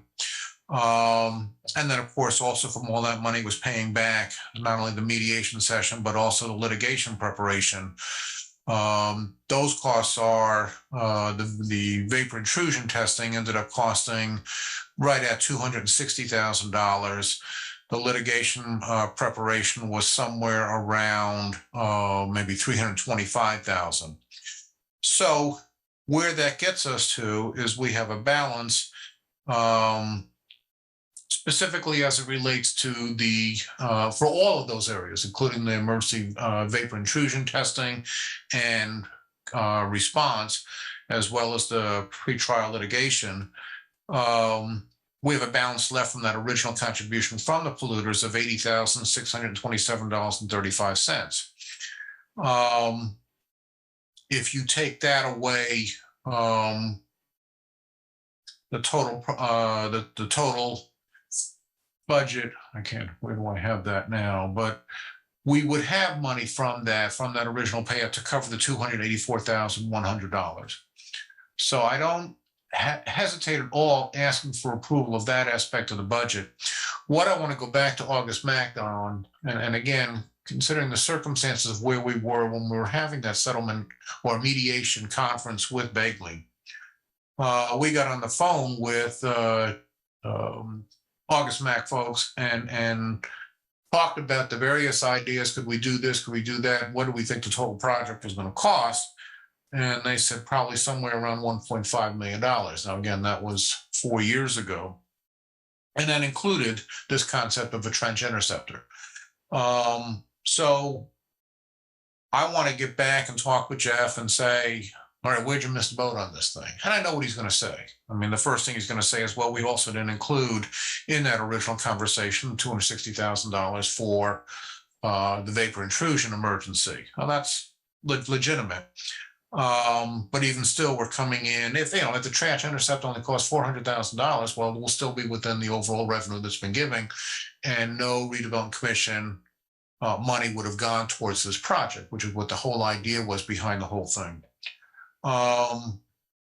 So I guess what I'm asking for approval tonight is the budget amount for the August Mack, in the amount of $284,100 to cover the administrative costs and the consulting costs as it relates to continuing to monitoring the system, preparing reports for IDEM, and going to meetings with IDEM as they are required to do on a quarterly basis. And then let me talk further with regards to this trench interceptor project and see if maybe just get at least, if nothing else, to give you an answer on why it's exceeded the cost, because I don't have an answer for it right now. Again, the 284 still comes out of the $1.6 million that we got in. Remaining amount of money from the trench interceptor, or the remaining cost of the trench will exceed that by roughly, if it ends up costing $900,000, by roughly $820,000. So I want an answer for that first before I bring that to you. So that's what the ask for is for tonight. This is a continuation of testing, and that for how long for this 284? IDEM requires 8 quarters of testing that shows that we've correctly identified the scope of the plume and the depth of the plume. And then the 8 quarters then of testing to show that it's not moving. Well, we're at the end of 8 quarters. We're at the end of 8 quarters in 2022. So now we're talking about, okay, we've proven that we know where this plume is. We've proven that we know what the contaminants are in there. And now we have an idea of how to get rid of those contaminants to clean up the property site. IDEM has agreed with that. So now we're at the point in 2023 of implementing that.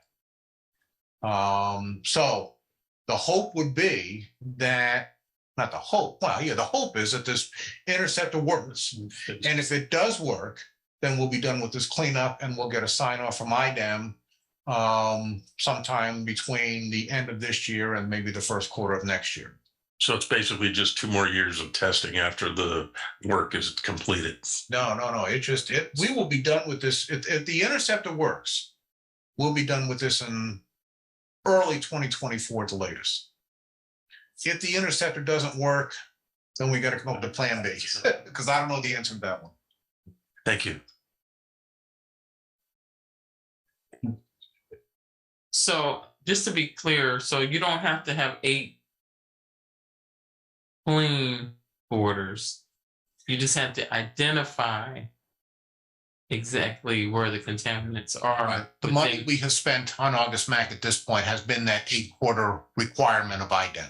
Okay. We're past that now. Okay. Now we're at the point of, okay, we know what the problem is. We know where the problem is. Fix it. Okay. The trench interceptors are fixing. Hopefully.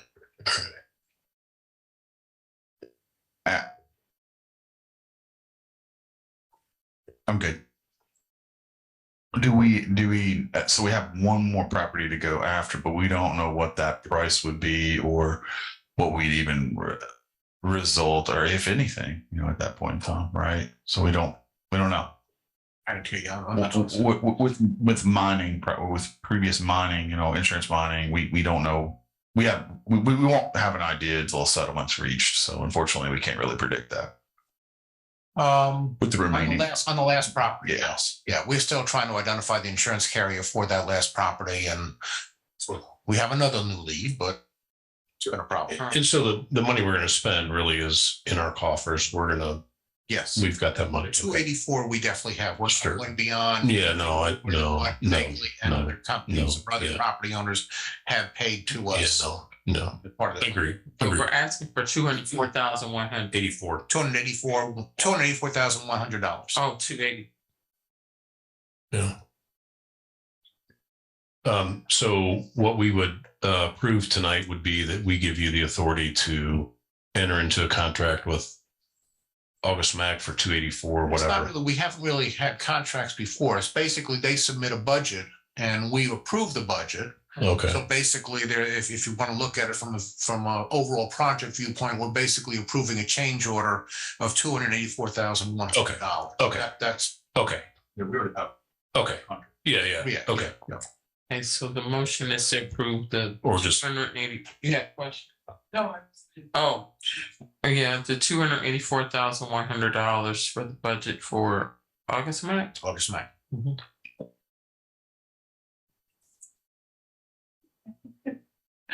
I second the motion. All right. Having a first and a second, Commissioner Barron, Aye. Commissioner Dennis, Commissioner Deitch, Aye. Commissioner Warner, and the chair Chatfield is aye. Keep in mind one thing on this is that when we're done with this, if this trench interceptor works and our experts tell us it will work, we will have a valuable piece of property. Yeah. Again, where right now it's worthless. So that's where we are. So it's well worth money as long as it works. So that's all I got.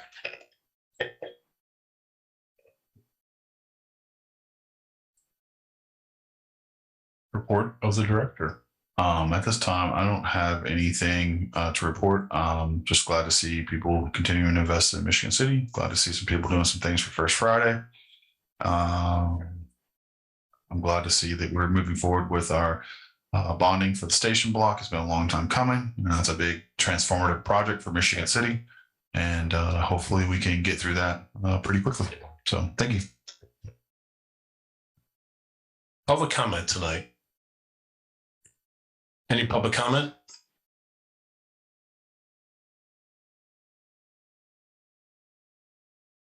No public comment. Commissioner comments. I'll start with Commissioner Barron.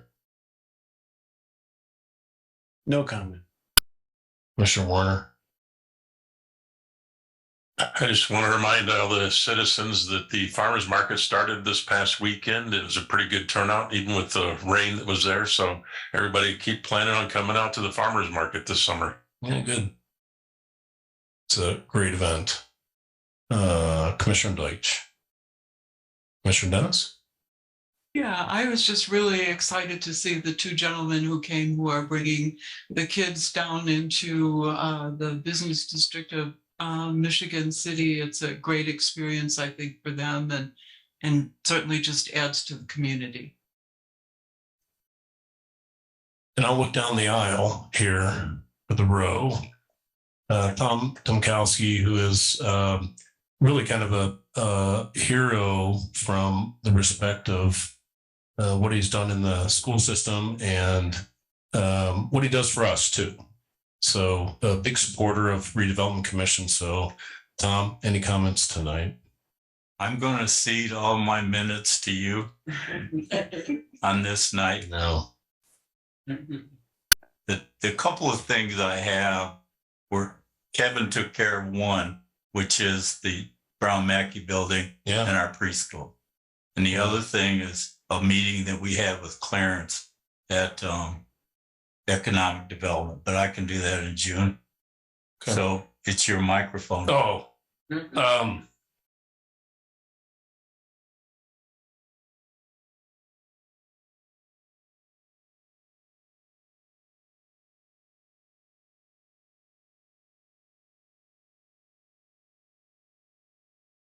So,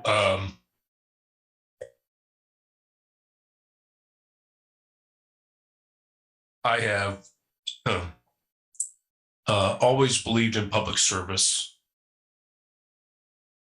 I believe that more people need to give their time to public service because it's important. And there are smart thinking people out there that are not doing it and that should do it. And I've been lucky enough to have city administrations believe in what I could bring to the table. It could be that I'm a Republican and that there are like 8 Republicans in Michigan City.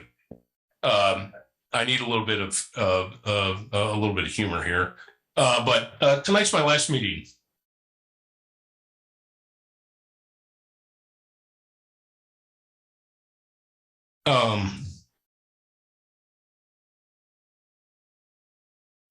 Rob Hart, I hope you're not watching, because he calls me a crybaby. But so my wife and I, my family, we bought a house. We've been looking for a house for a year and a half, and we couldn't find anything in the city that is what we wanted. So we bought a house kind of in the country. So we don't live there yet. It's not our domicile, but tonight will be my last meeting. I think the mayor and I have spoken with Skylar. I think we have a suitable replacement. They'll be put in place in the next day or so. But what I can say is, I think the people I work with up here and the other teams. I talked Randy Rampola from our attorneys and our financial folks with Andy and Sam. We have a great team here, and the foundation that we've built over the last 3 years I've been on redevelopment is absolutely wonderful. And I can't say enough about the fact that Ken Barrett built the foundation. We brought Tim in, Angie and Kathy and Tom, and then Alan has given us a great, wonderful tutelage over the time to make sure that he protects us, and he gives us good legal advice, whether it's I think it's always on his clock, but he gives us good advice. And then Skylar.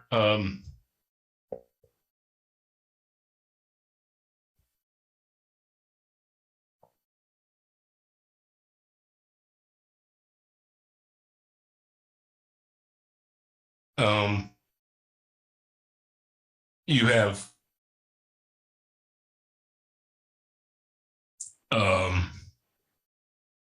taught me so many things about municipalities. Municipalities always work slower than I want to work. I want to go fast. Alan says we got to go slow, but what I will say is that you're the chief right now of getting us to the next step. The foundation's built. Get it done. Keep moving forward. We will continue what we did tonight with respect to the station block, connectivity of the TIF, the north and the south. Those are all really, really important things for us to continue what we're doing in this community. And, I'm a little piece of that pie. But yeah, thank you guys.